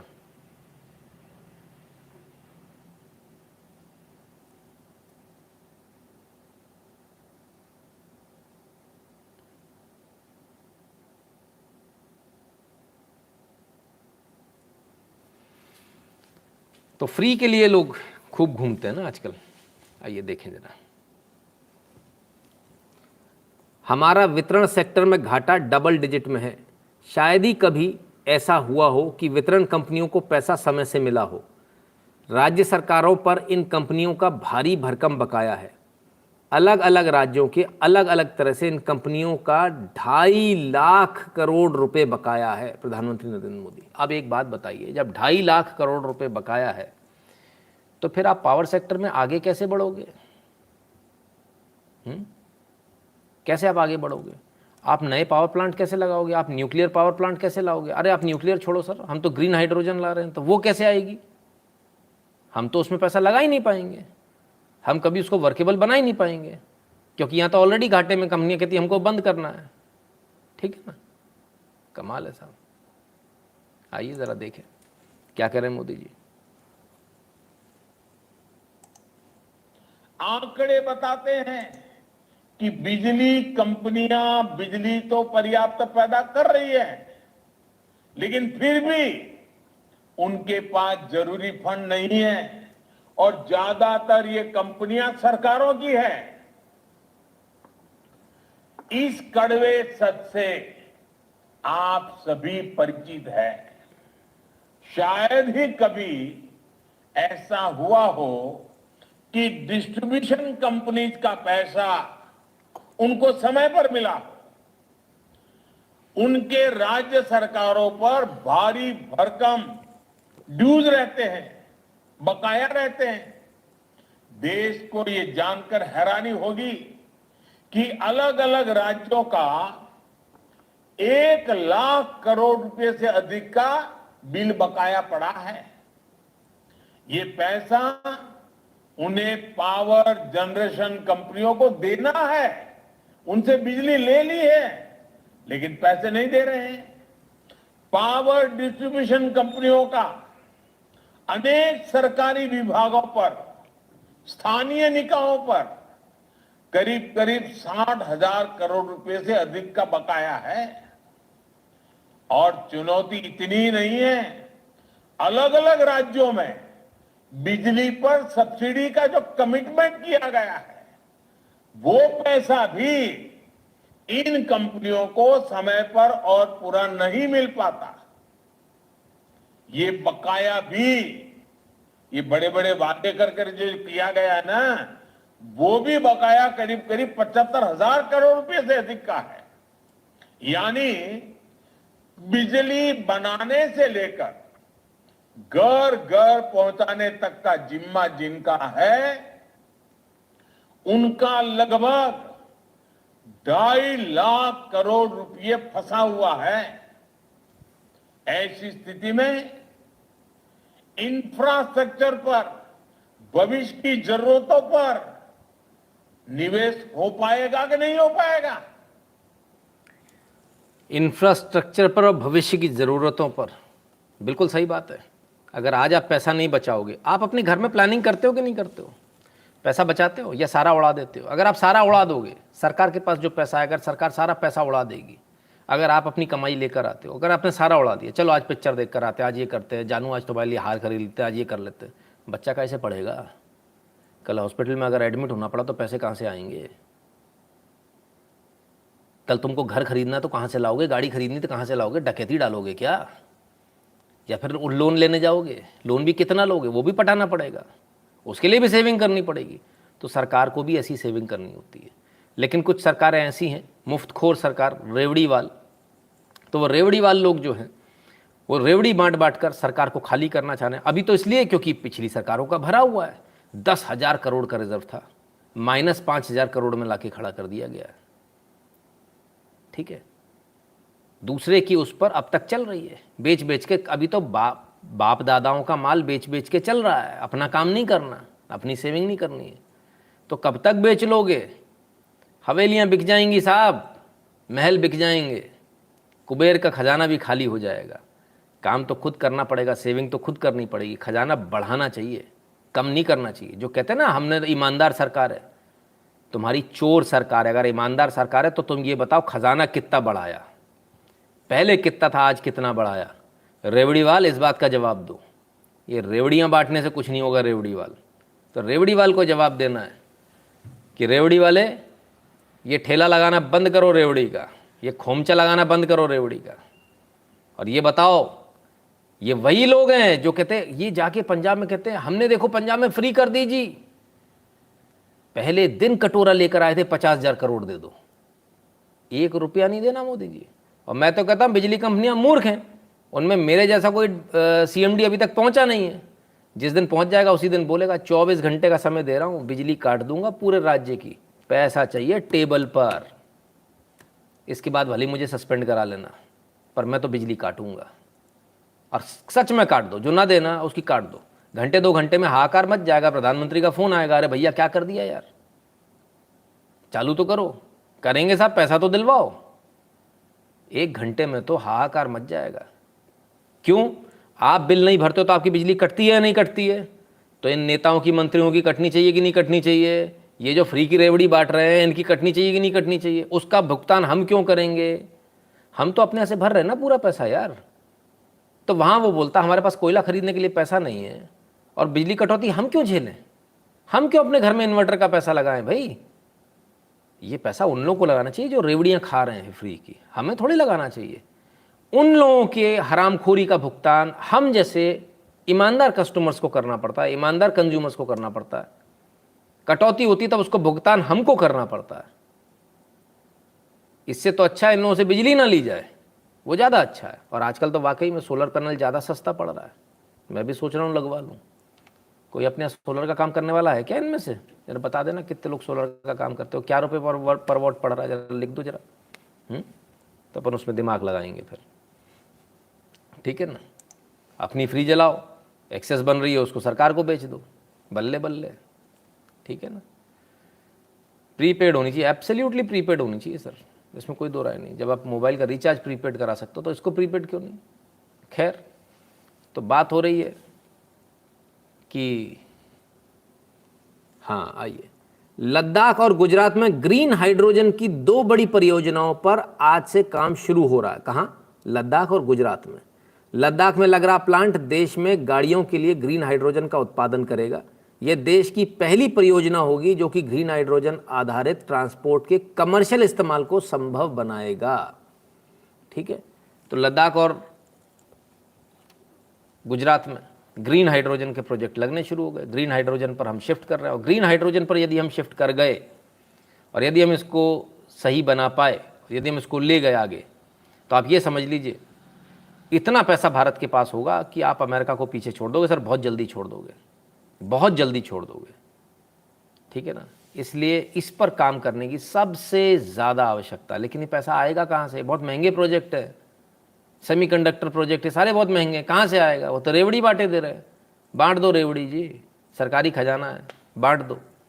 बांटने में थोड़ा भगवान करे सबका भला हो, पर सबसे पहले मेरा भला हो, वो वाली बात है, ठीक है ना। तो पहले अपना भला कर लेते हैं, ठीक है। कमाल है। 20 पैसे पर वॉट लिखने वाले कौन से भाई साहब हैं? 20 पैसे में आप पैनल लगा दोगे पर वॉट का? अच्छा ठीक है, कोई दिक्कत नहीं सर, लगा दो फिर, तो सोचने की क्या बात है।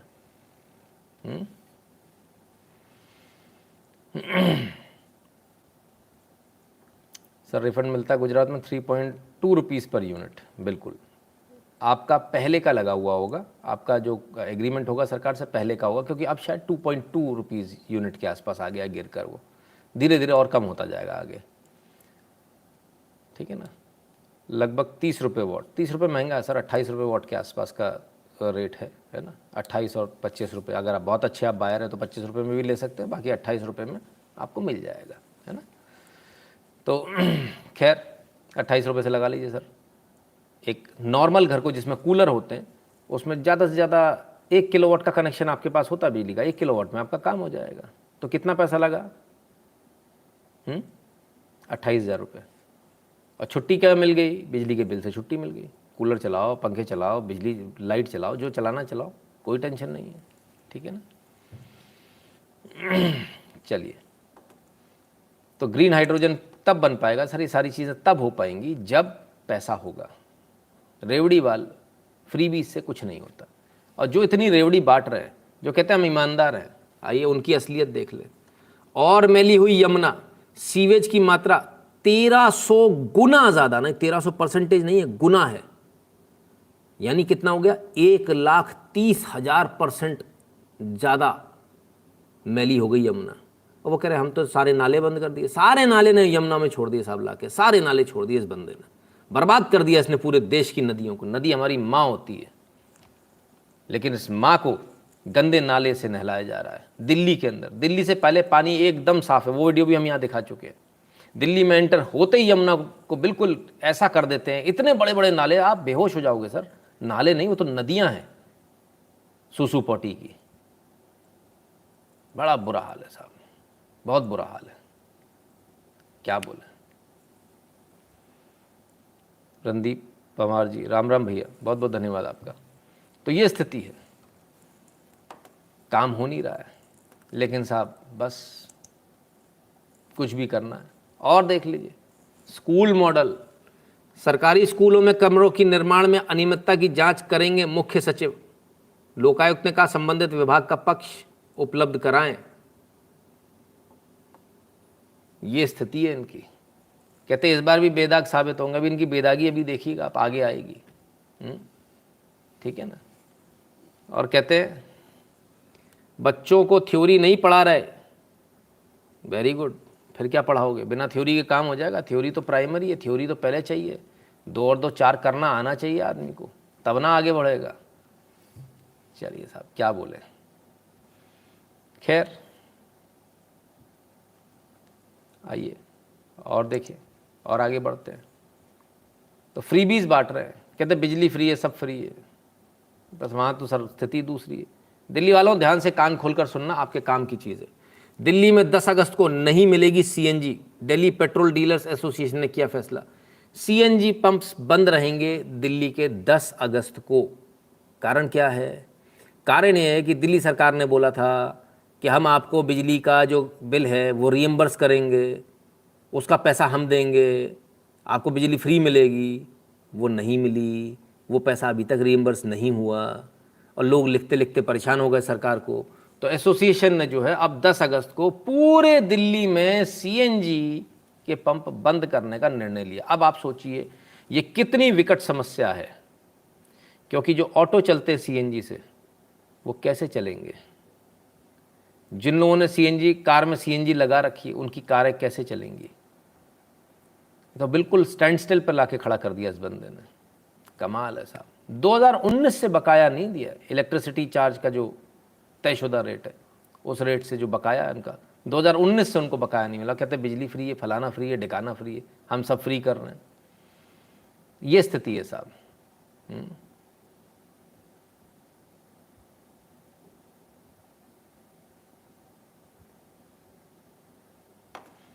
कमाल है। आइए, तो कुछ लोगों को इसकी चिंता नहीं है, चिंता कुछ और है। और वो क्या चिंता है वो भी देख लें।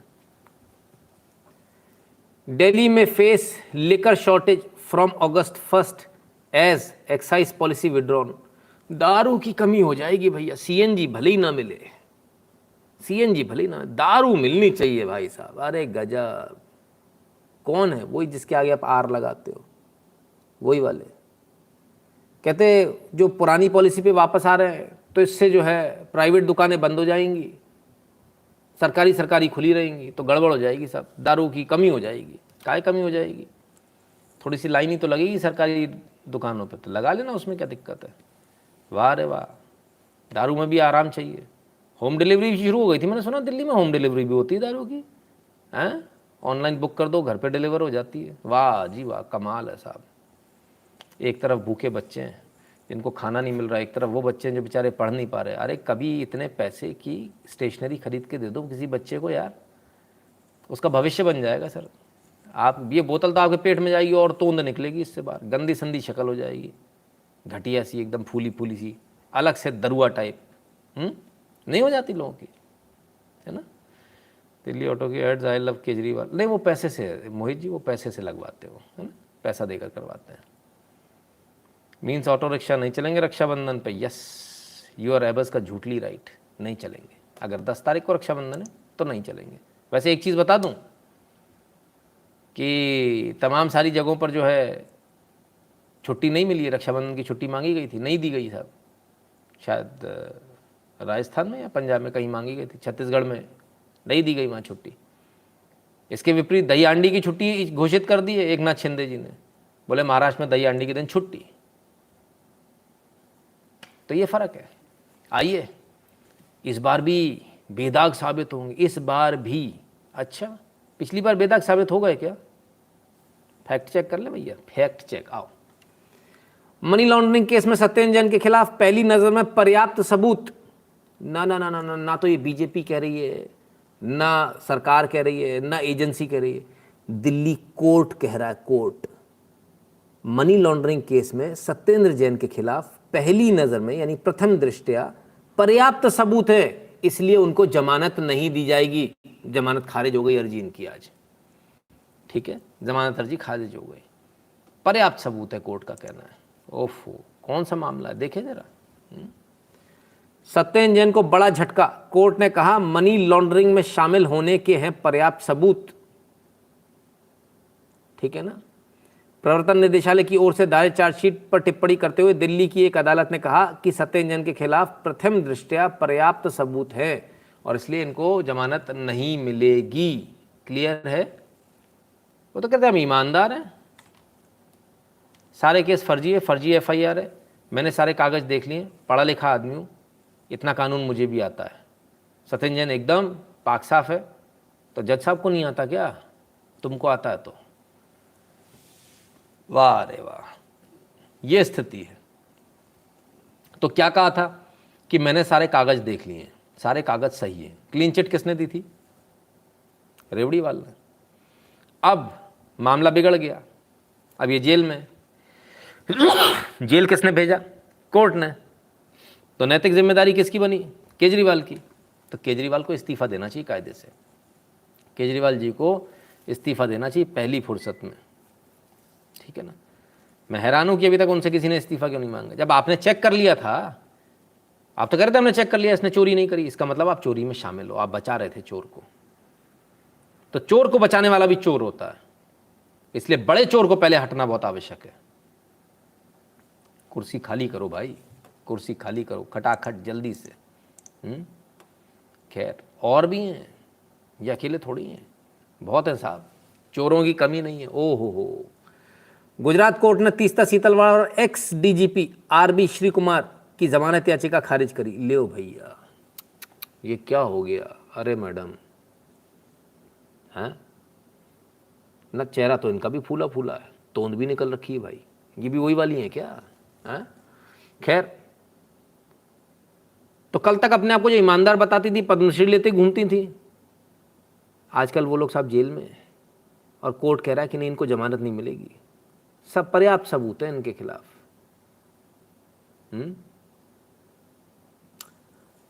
तो ये तो वो लोग हैं जिनकी बड़ी ऊंची पहुंच थी साहब, बड़ी गजब की ऊंची पहुंच थी, और ऐसी पहुंच थी कि पूछिए मत, कोई इनको हिला नहीं सकता। तो अंदर जाने से पहले ही बोल रही थी अभी आ रही हूँ, अभी आ रही हूँ। क्या हुआ? सेटिंग लगता बैठ नहीं पाई। ओफो, लगता कोई ईमानदार जज आके बैठ गया। जुडिशरी भी बहुत मौजूद है, ऐसी बात नहीं है, और लोअर जुडिशरी में आपको काफ़ी मिल जाएंगे ऐसे। प्रमोशन नहीं पा पाते बेचारे हो, क्योंकि बड़े लोगों को, मालिकों को इम्प्रेस नहीं कर पाते ना कि तुमको बेल मिलनी तो दे दें। ईमानदार आदमी किसी का झुकता थोड़ी है। बट खैर कोई बात नहीं साहब। तो कुल मिला के ये स्थिति है साहब। मैडम अंदर, ये भी ईमानदार थी, लोगों की मदद करती थी। खैर, दिल्ली BJP 0 किसी ने लिखा, रहे भाई साहब बात मत करो। आइए ईमानदारी का एक और जगह दिखाया आपको। अब आपको ले चलते हैं झारखंड, जामताड़ा, उसके MLA साहब धर लिए गए आज।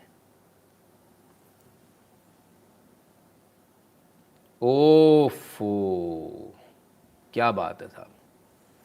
तो MLA साहब रख लिए गए। कहाँ धर लिए गए? धरे गए साहब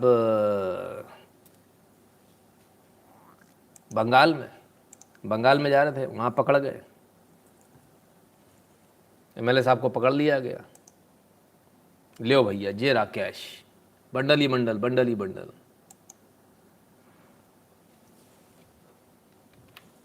सुन लें, हमने झारखंड के कांग्रेस के 3 विधायकों, जामताड़ा के विधायक इरफान अंसारी, खिरजी के विधायक राजेश कच्छप और कोलेबिरा के विधायक नमन बिक्सल को भारी मात्रा में नगद राशि के साथ पकड़ा है। काउंटिंग मशीन आने के बाद ही हम पैसों की गिनती कर पाएंगे।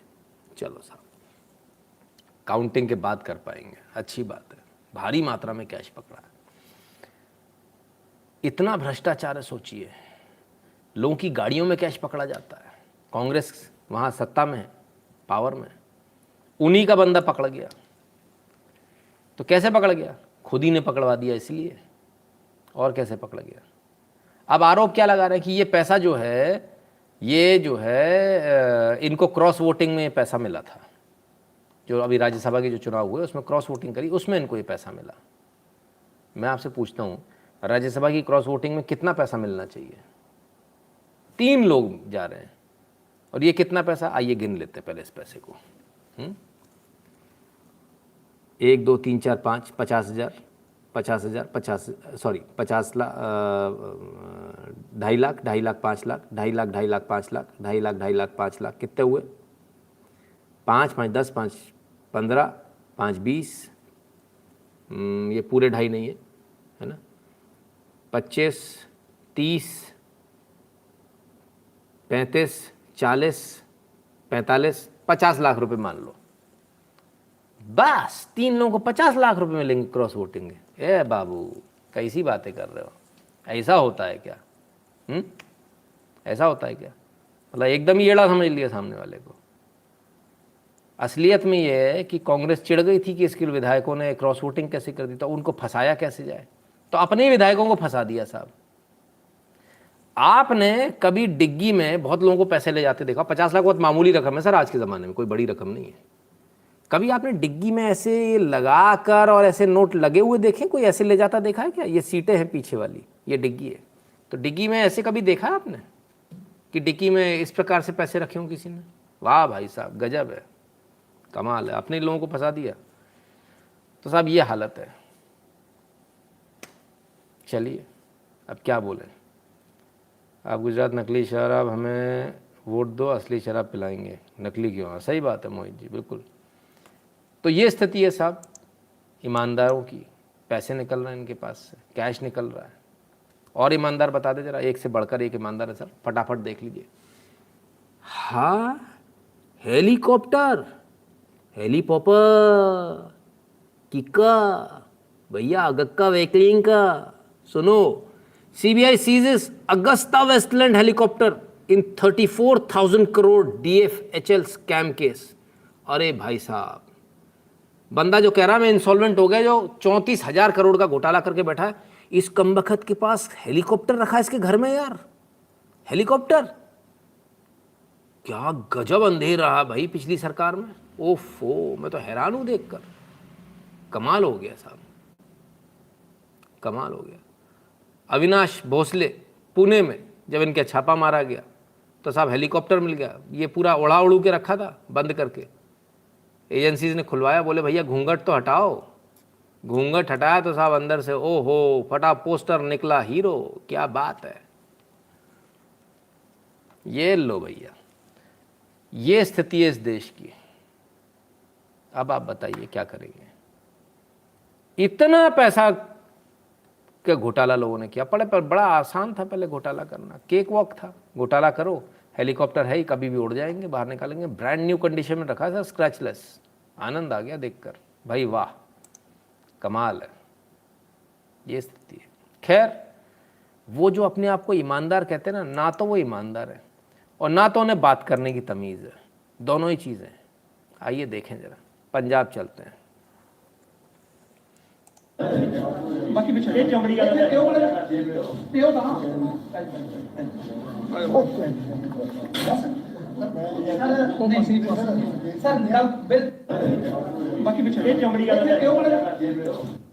आम आदमी पार्टी के पंजाब के स्वास्थ्य मंत्री हैं, मेडिकल यूनिवर्सिटी में गए थे, वाइस चांसलर को जबरदस्ती पकड़ के लेटा दिया गंदे गद्दे पे।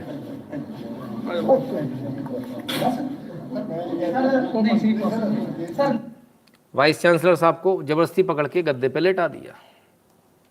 अच्छा साहब, कौन है वाइस चांसलर साहब? डॉक्टर राज बहादुर। डॉक्टर राज बहादुर कौन है? वर्ल्ड रिनाउंड ऑर्थोपेडिक्स है, वर्ल्ड रिनाउंड, और मेडिकल कम्युनिटी में इनका बहुत योगदान रहा है, तमाम पेपर पब्लिश्ड हैं इनके।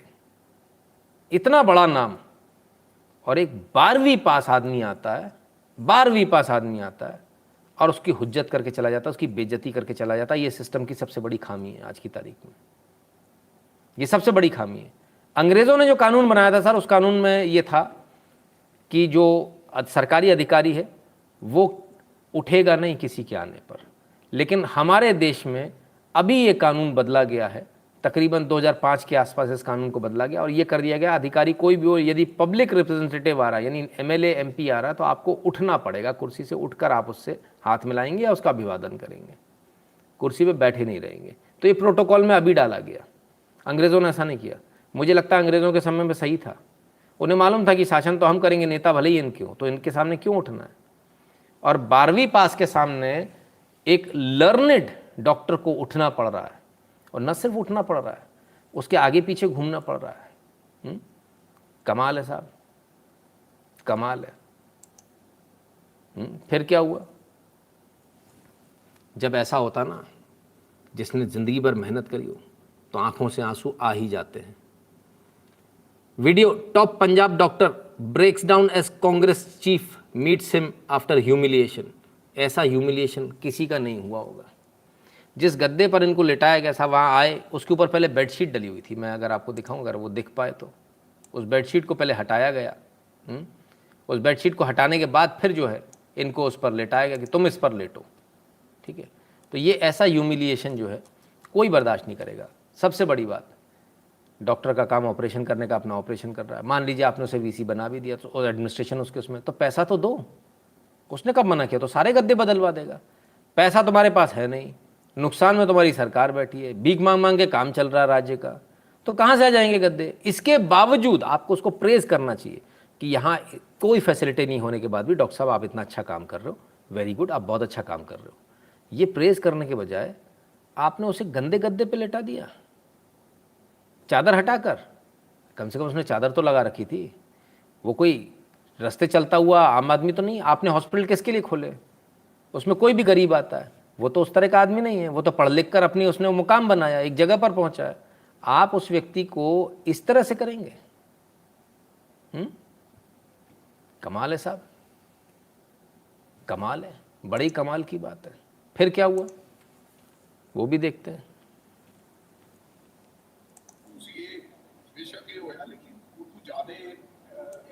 ਤਰੀਕੇ ਦੇ ਨਾਲ ਲੋਕਾਂ ਨੇ ਸਪੋਰਟ ਕੀਤਾ। ਸਾਡੇ ਅੱਗੇ ਤੱਕ ਜਿਹੜੀ ਲੋਕ ਆਪਦੀ ਵਾਵਾ ਦੀ ਮਾਰੇ ਇੱਧਰ ਉੱਧਰ ਦੀਆਂ ਗੱਲਾਂ ਕਰ ਲੈਂਦੇ, ਲੇਕਿਨ ਆਹ ਜਜ਼ਬਾ ਹੈ ਜਿਹੜਾ ਸ਼ਨੀਵਾਰ ਨੂੰ ਲੋਕਾਂ ਦੇ ਉਹ ਹਜ਼ਾਰਾਂ ਲੋਕ ਅੱਜ ਦਿਖੇ ਅਸੀਂ ਜਿਹੜੇ ਥੱਲੇ ਕਮੈਂਟ ਕਰ ਰਹੇ ਕਿ ਕਿਸੇ ਨੇ ਕਿਹਾ ਕਿ ਸਾਡੇ ਵਾਸਤੇ ਤਾਂ ਰੱਬ ਹੈ ਰਾਜਪਾਲ, ਜਿਨ੍ਹਾਂ ਨੇ ਸਾਡੀ ਜਾਨ ਬਚਾਈ ਹੈ, ਜਿਨ੍ਹਾਂ ਨੇ ਸਾਨੂੰ ਤੁਰਨ ਫਿਰਨ ਲਾਤਾ। ਇਹ ਲੋਕਾਂ ਦਾ ਪਿਆਰ ਤੁਸੀਂ ਇਹ ਬੇਸ਼ੱਕ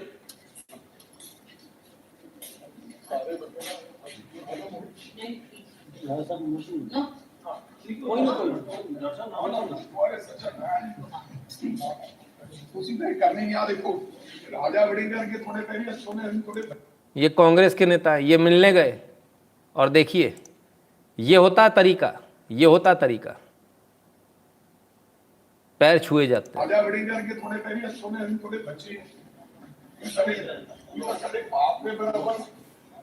भले ये कांग्रेस के पर इनके अंदर कम से कम इतनी इंसानियत है कि वहां गए, उनसे पूछने गए, उनके पैर छुए। भाई आप कुछ नहीं दे सकते, सम्मान तो दे दो। आप सिस्टम अच्छा नहीं दे सकते, आप पैसे नहीं दे सकते, कम से कम सम्मान तो प्रॉपर दे दो। ऐसे कौन काम करेगा? कौन सा डॉक्टर ऐसे काम करेगा?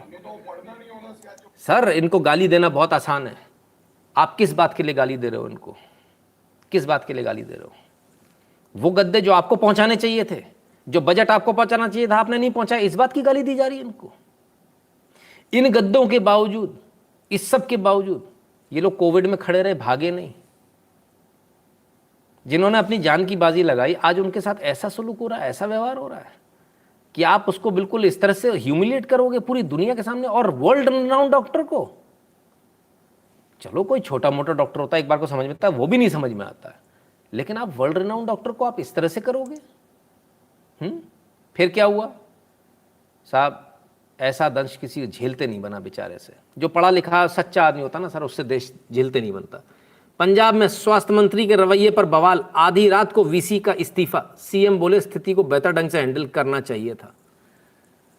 साहब बेहतर ढंग से नहीं, ये निकालो इस आदमी को।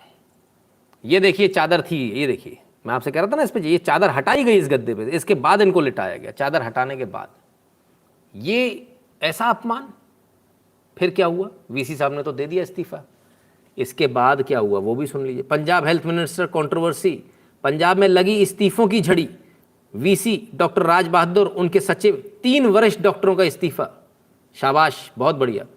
पंजाब के तमाम सारे डॉक्टर्स को मैं धन्यवाद देता हूँ। कम से कम आप एक सही आदमी के साथ खड़े हुए और आपने एक सही चीज़ के लिए आवाज़ उठाई, बहुत अच्छा किया। वैसे ही आपका प्रोफेशन बहुत बदनाम है, कम से कम यहाँ आकर आपने सही किया। और इससे बाकी लोगों को सबक लेना चाहिए, बाकी तमाम सारे नेताओं को सबक लेना चाहिए। कम ऑन, मैंने देखा है और मैंने बीजेपी के नेताओं को भी देखा है, आप लोग डॉक्टर से किस तरह से बात करते हैं।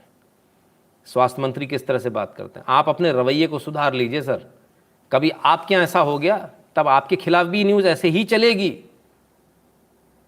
आप ऐसा नहीं कर सकते किसी डॉक्टर के साथ, पढ़े लिखे के साथ में। ठीक है, वो आपका कर्मचारी है, इसका मतलब ये नहीं है कि वो आपका झाड़ू पोछा लगाने वाला नौकर है, आप उससे इस तरह से बर्ताव करेंगे ना। आपने उसको नौकरी पर नहीं रखा सर, वो यूपीएससी फाइट करके आया है, आपने नहीं रखा उसको। आप उसके ओनर नहीं हो, आप तो 5 साल के हो चले जाओगे। वो अपनी काबिलियत के दम पर यहाँ आया है। आप इस प्रकार से बिहेव करेंगे। आईपीएस आईएएस से आप लोग अपनी जूती समझते हैं। जो गलत करता है उससे तो कुछ बोल नहीं पाते हो, उससे तो पैसे कमवाते हो, खुद भी पैसे लेते हो, और जो सही है उसके ऊपर आप लोगों का जोर चलता है। और ये कोई पहली बार नहीं देख रहा हूँ। मध्य प्रदेश में ग्वालियर में एक केस हुआ था, मैं याद दिला दूं सबको, वो भी ऐसा ही केस हुआ था। एक ईमानदार डॉक्टर वो फैको की मशीन लेकर आया, फैको मने जिसमें फोल्डेबल लेंस डालने का, आंखों में कैटरेक्ट का। तो जितनी भी आसपास के डॉक्टर्स थे उनकी सबकी दुकानें बंद हो गई। सरकारी हॉस्पिटल में ये काम शुरू हो गया। कोई पैसा नहीं, 1 रुपये लेते नहीं थे, सरकारी है, सब कुछ फ्री है, सारा करते थे। इसके बाद क्या हुआ, इसके बाद ये हुआ उनको फंसाया गया, झूठे केस में फंसाया गया कि ये तो आंखें बेच देता। आंखें बिकती हैं क्या किसी की निकल के? आंखें बेच देता साहब। बाद में कोर्ट से बरी होकर आए और बाइज्जत बरी होकर आए। तो ये चीज़ें चलती हैं। उसमें भी यही पूरा नेक्सस था, ऐसे ही नेक्सस था। उसमें भी प्रेस के लोग, नेता लोग, ये सारे लोग मिले हुए थे, झूठी कहानियां छाप रहे थे साहब। भास्कर जैसा अखबार, उनका रिपोर्टर उसमें शामिल था, उन्होंने एक खबर छापी थी। उसके बाद जब कोर्ट का जजमेंट आ गया तब तो थोड़ी शर्म आई होगी कि नहीं आई। ऐसा मत करो यार, है ना। तुम्हारी अगर दुकानें बंद हो रही हैं तो इसका मतलब थोड़ी आप दूसरे को इस तरह से करोगे। उनको भी इसी तरह से ह्यूमिलेट किया गया था। पंजाब के स्वास्थ्य मंत्री के दुर्व्यवहार को लेकर आईएमए की बिना शर्त माफी की मांग, जाने मामला। माफी नहीं सर, चेतन सिंह जौरा माजरा को हटाया जाना चाहिए। माफी क्या होती है? आम आदमी पार्टी इनको आप ये इस तरह से बर्ताव करेंगे आप? ये तो बहुत गलत है भाई, ये तो सरासर गलत है। ऐसा तो नहीं होना चाहिए। अच्छा चलिए मान लेते हैं 1 मिनट के लिए कि किसी कमेंट किया था, डॉक्टर भी जनता का नौकर होता है। मनिंदर सिंह जी कहते हैं, मनिंदर सिंह जी अच्छी बात है, डॉक्टर को तो आपने वोट दिया नहीं, डॉक्टर आपका नौकर तो नहीं है। डॉक्टर संविधान से चलेगा, कानून से चलेगा, आपका नौकर नहीं। आपका नौकर तो आपका नेता है। तो अगर सड़क पे गड्ढे होंगे तो फिर क्या करें? पीडब्ल्यूडी मंत्री को बुला के उसमें लेटा दें। अगर कहीं मर्डर हो जाए तो क्या करें? वहां गृह मंत्री को बुला के जूते लगाएं? इस तरह से देश चलेगा क्या? अगर बिजली नहीं आ रही तो क्या करें? पावर मंत्री के घर में घुस जाएं, तोड़ फोड़ कर दें, जैसा आप लोग करते हो अराजकता, आम आदमी पार्टी वाले। ऐसा करना चाहिए। ये कौन सा हिसाब है? ये तो हमें समझ में नहीं आया।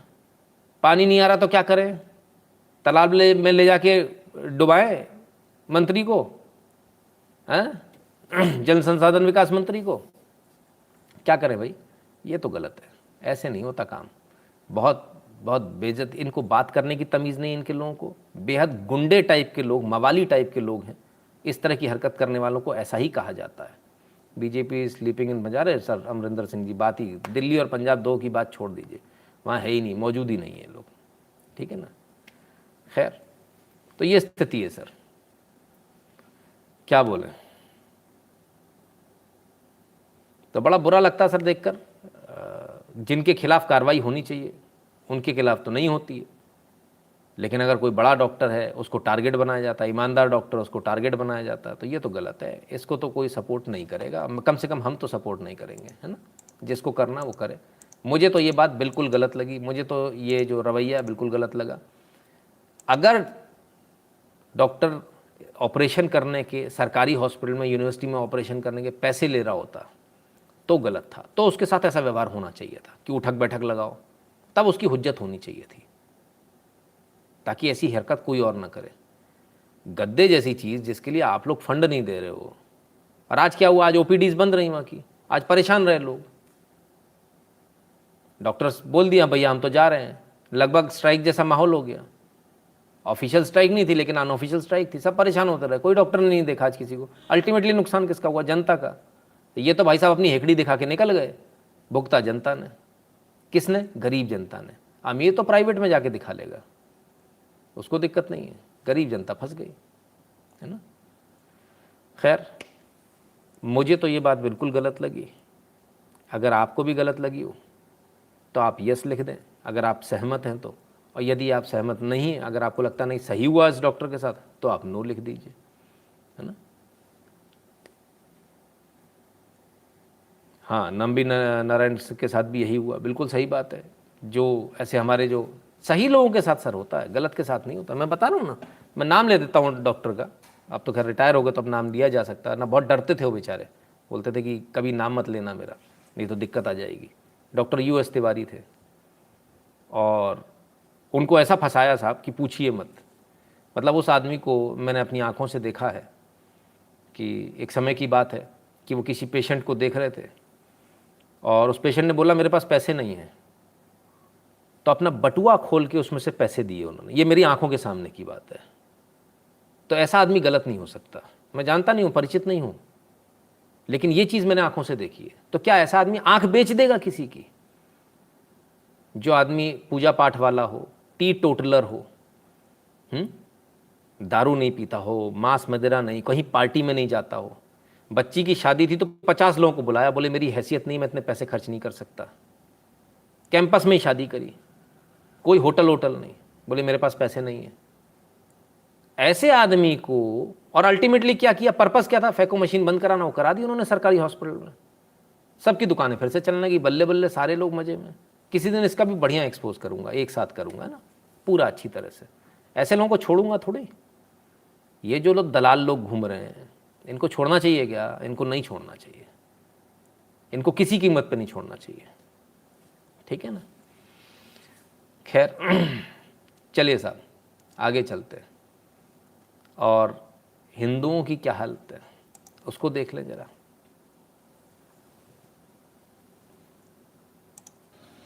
मऊ जिले में 2 लड़कियों के साथ शॉपिंग कॉम्प्लेक्स में अश्लील हरकत करने का वीडियो सामने आया है, जिसमें एक युवक 2 लड़कियों के साथ अश्लील हरकत करते दिख रहा है। लड़कियों ने इसका विरोध भी किया, लेकिन युवक नहीं माना। पुलिस ने उन लड़कियों को ढूंढ निकाला है, उनसे तहरीर लेके मुकदमा पंजीकृत किया है एवं उस व्यक्ति को भी गिरफ्तार किया है जो ये कार्य कर रहा है। पूरा मामला मऊ जिले के मोहम्मदाबाद थाना क्षेत्र का है। दोनों पीड़ित युवतियां बहनें हैं। Bureau report, Dainik Bhaskar. मोहम्मदाबाद उत्तर प्रदेश का मामला है। मोहम्मदाबाद थाना है, मऊ जिले का। छेड़ने वाले का नाम है शहाबुद्दीन। शहाबुद्दीन का ये जो मॉल है जहाँ ये छेड़ रहे हैं, वहाँ इनका आई मार्ट कॉम्प्लेक्स है। इस कॉम्प्लेक्स में इनका जोया कलेक्शंस जो आप देखते हैं उसका शोरूम है, बड़ा शोरूम है, पैसे वाला है। जो लड़कियां हैं वो दलित लड़कियां हैं दोनों। तो ये कोई पहली बार नहीं, अक्सर इनके साथ ऐसे ही करते थे, छेड़ना, इधर उधर हाथ लगाना, इधर उधर दबाना, ये सब इनका काम है, ये रोज़ करते थे ऐसा। CCTV की फुटेज किसी को मिल गई, वो वायरल हो गई, तब जाके अरेस्ट हुए। डर के मारे वो बच्चियां बोल नहीं पा रही, बोले बहुत पैसे वाला है, बहुत पावरफुल आदमी है, मर्डर करा देगा हमारा। और ये उसी कॉम्प्लेक्स में काम करती हैं। बेचारियों ने उस दिन के बाद से आना जाना बंद कर दिया, नौकरी भी छूट गई, घर बैठी हैं डर के मारे। ये स्थिति है, क्या करेंगे। वो जय भीम वाले कहाँ चले गए? उनको बुलाओ, वो रावण को बुलाओ, रावण काम कराएगा, रावण समझौता कराएगा भैया कि भैया ऐसा मत करो, गलत हो रहा है। खैर, तो अब तो सर भारत छोड़िए, विश्व मान रहा है, पूरा विश्व मान रहा है। क्या? Sharp rise in Hindu phobia on social media and other messaging platforms, claims US university report. US की यूनिवर्सिटी रिपोर्ट, रक्टर्स यूनिवर्सिटी, उसकी रिपोर्ट में सामने आया है कि हिंदू फोबिया सोशल मीडिया पर ज़बरदस्त तरीके से चल रहा है। हिंदुओं को ज़बरदस्त तरीके से, हिंदुओं को नफरत का टारगेट बनाया जा रहा है। Sharp rise in anti Hindu disinformation across social media, US university report. Disinformation, hatred, सब कुछ है sir. US research finds evidence of sharp rise in hate speech cases against Hindus on social media. तो हिंदुओं के खिलाफ हेट स्पीच, उनको गालियां देना, उनको ट्रोल करना, उनकी जो औरतें हैं, माँ बहनें, उनको लेकर उनकी जो फोटोग्राफ्स हैं उनको मॉर्फ करना, तमाम सारी हरकतें करना, ये सब कुछ चल रहा है। और अब तो यूएस की यूनिवर्सिटी मान रही है इस बात को कि हाँ साहब, हिंदुओं के खिलाफ ऐसा हो रहा है। कमाल है साहब। चलिए, लेकिन कुछ नहीं होगा सर, जमानत मिल जाएगी। वाकई में भारत में भी ऐसा हो रहा है। Mohammed Zubair release after 23 days in prison. किस बात के लिए? देशद्रोह जैसे आरोप के लिए। और इधर आइए, Umakant Mishra, Indian postman, cleared of stealing less than $1 after 29 years. क्योंकि नाम उमाकांत मिश्रा है, $1 से कम चुराए थे। 29 साल रगड़ गया ये आदमी, और यहाँ 23 दिन में बाहर आ गए। 29 साल, 23 दिन, 348 बार कोर्ट के चक्कर काटे। ये है स्थिति साहब। फैसला तो 2-3 तारीख में हो जाना चाहिए था, 348 तारीख लग गई। कमाल है साहब। ये स्थिति है हिंदुओं की भारत के अंदर। स्थिति तो और भी खराब है, अभी और दिखाता हूं आपको। वो भी देखिए। चलिए साहब, पीएफआई के कार्यक्रम पर दिल्ली पुलिस ने लगाई रोक। वीएचपी की मांग के बाद लिया एक्शन। वीएचपी ने ये कहा था कि दिल्ली के अंदर पीएफआई का जो प्रोग्राम हो रहा है इसको तत्काल प्रभाव से रोका जाए, इससे वैमनस्यता बढ़ेगी, ये लोग दंगा कराएंगे, ये लोग ट्रेनिंग उल्टी सीधी देंगे। इस बात को जो है दिल्ली पुलिस ने माना और उस पर काम किया और मना कर दिया, है ना। नूपुर शर्मा के सपोर्ट में किया कमेंट, पाकिस्तान से आने लगे धमकी भरे मैसेज। लीजिए, अभी भी चल रहा है सर ये। खंडवा की युवकों ने नूपुर शर्मा के समर्थन में टिप्पणी करी। इसके बाद उनके मोबाइल पे जो है पाकिस्तान के नंबर से फ़ोन आने लगे। पुलिस ने फिलहाल मुकदमा दर्ज कर लिया, तफ्तीश जारी है। अभी भी वही चालू है सर, ऐसा नहीं कुछ बदल गया। कंकंग की गुगा अभी भी चल रहा है। फिर क्या, पूरे देश में चल रहा है। आखिरकार 007 उतरे साहब, इन्होंने मोर्चा संभाला है। चंद लोग भारत का माहौल बिगाड़ने की कोशिश कर रहे हैं। देश में हुई हिंसक घटनाओं पर बोले एनएसए अजीत डोभाल। तो किसके लिए बोले? चंद लोग कौन है? नूपुर शर्मा कौन है? आइए देखें जरा, किसके लिए बोले वो भी देख ले। तो ये फोटो भी आज उन्होंने दिखाई और साहब ये बताया अजीत डोभाल जी ने, जो मीटिंग हुई सारे धर्मगुरुओं के साथ, कि ये 6 उलेमा थे भारत के जिन्होंने अफगानिस्तान में 1915 में राजा महेंद्र प्रताप को रीइंस्टेट करवाया था, उनको राष्ट्रपति बनवाया था।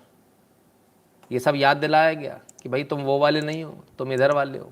फिर क्या हुआ, माने क्या? रिजल्ट भी देख लीजिए, रिजल्ट आपके सामने। Ban Popular Front of India resolution after religious heads meet in Delhi.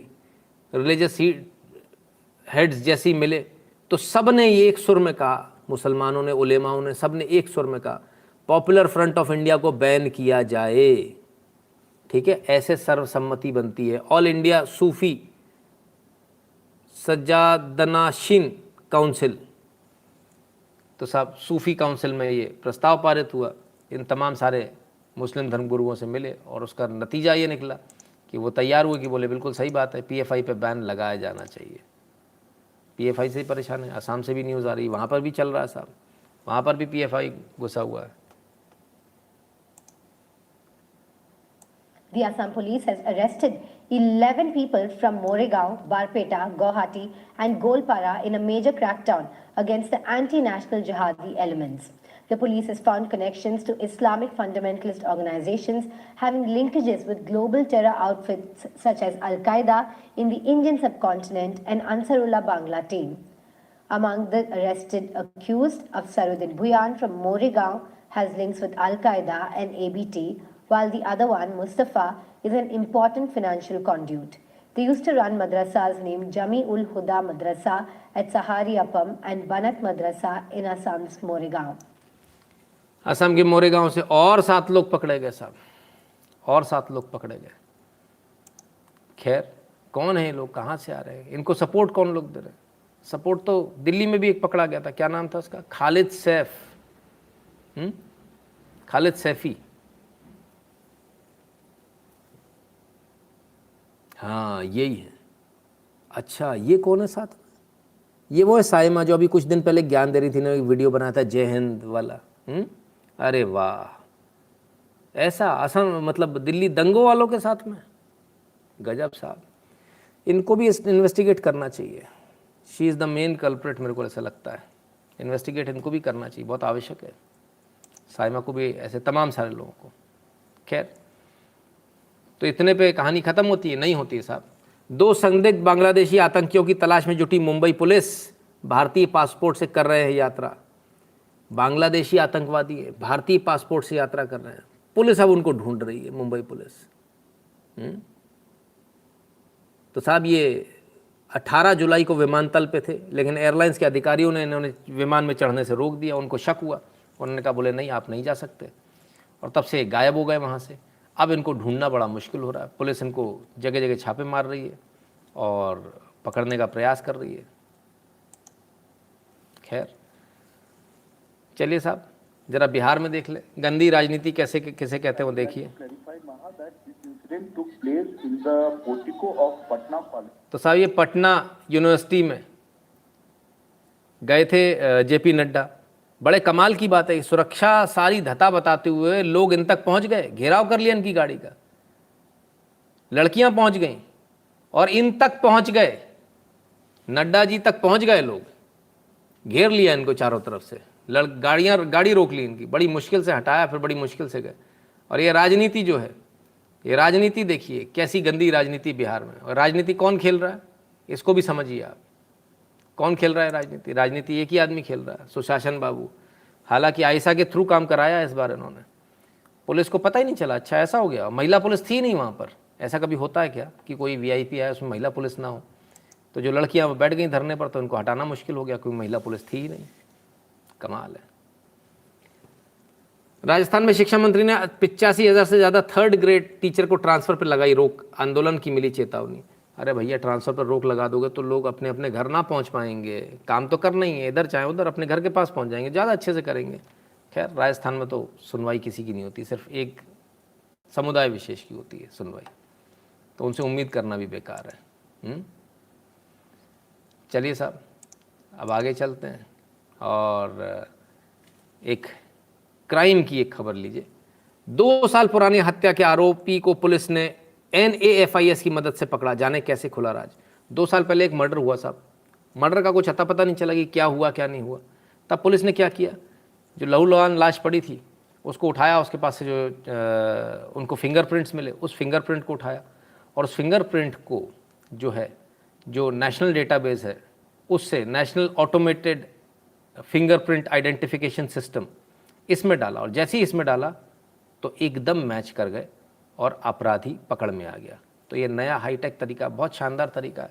अपराध आप कैसे भी कर ले सर, बच नहीं सकते। उदय मिश्रा जी बहुत बहुत धन्यवाद। कोई कितना भी अपने आप को अपराधी स्मार्ट समझे, बच नहीं सकता। और एक बार फिर ये पुलिस से यही साबित हुआ कि भाई कितने भी स्मार्ट बन लो बच नहीं पाओगे। अनिल जी धन्यवाद आपका।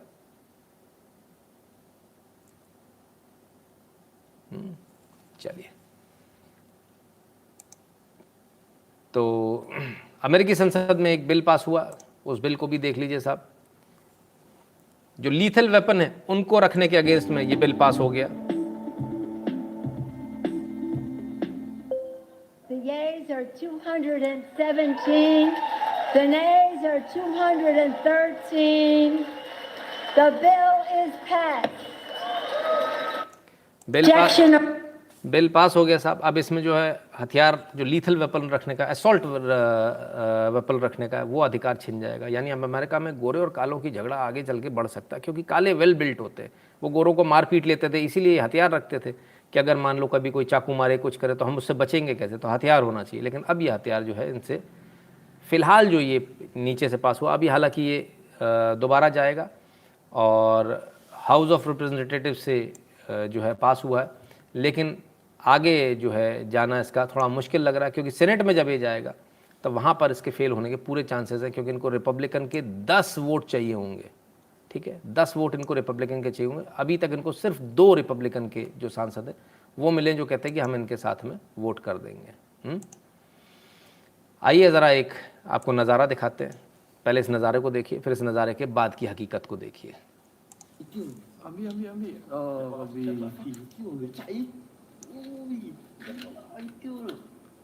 ना ना, कोई धूमकेतु नहीं, कोई पुच्छल तारा नहीं है। Video rồi hả? Video rồi. Cần chun hả? Cần video rồi. Chun đi đàn cua. Stop. China का जो रॉकेट चाइना का वापस डेब्रीज जो है उसकी जो गिर रही थी वापस, वो पृथ्वी पे कहीं भी गिर सकती थी। तो किस्मत की बात अच्छी है कि समुद्र में गिरी शायद। तो ये वीडियो लोगों ने शूट किया और मलेशिया से वीडियो शूट होकर आया। और ये डेब्रीज जो है सुबह 10:45 MDT अनुसार, यानी शाम के 7:30 बजे के आसपास समझिए। तो ये जो रॉकेट है उनकी डेब्रीज जो है वो गिरी आकर। कितना ख़तरनाक है सोचिए, चाइना कुछ भी कर रहा है।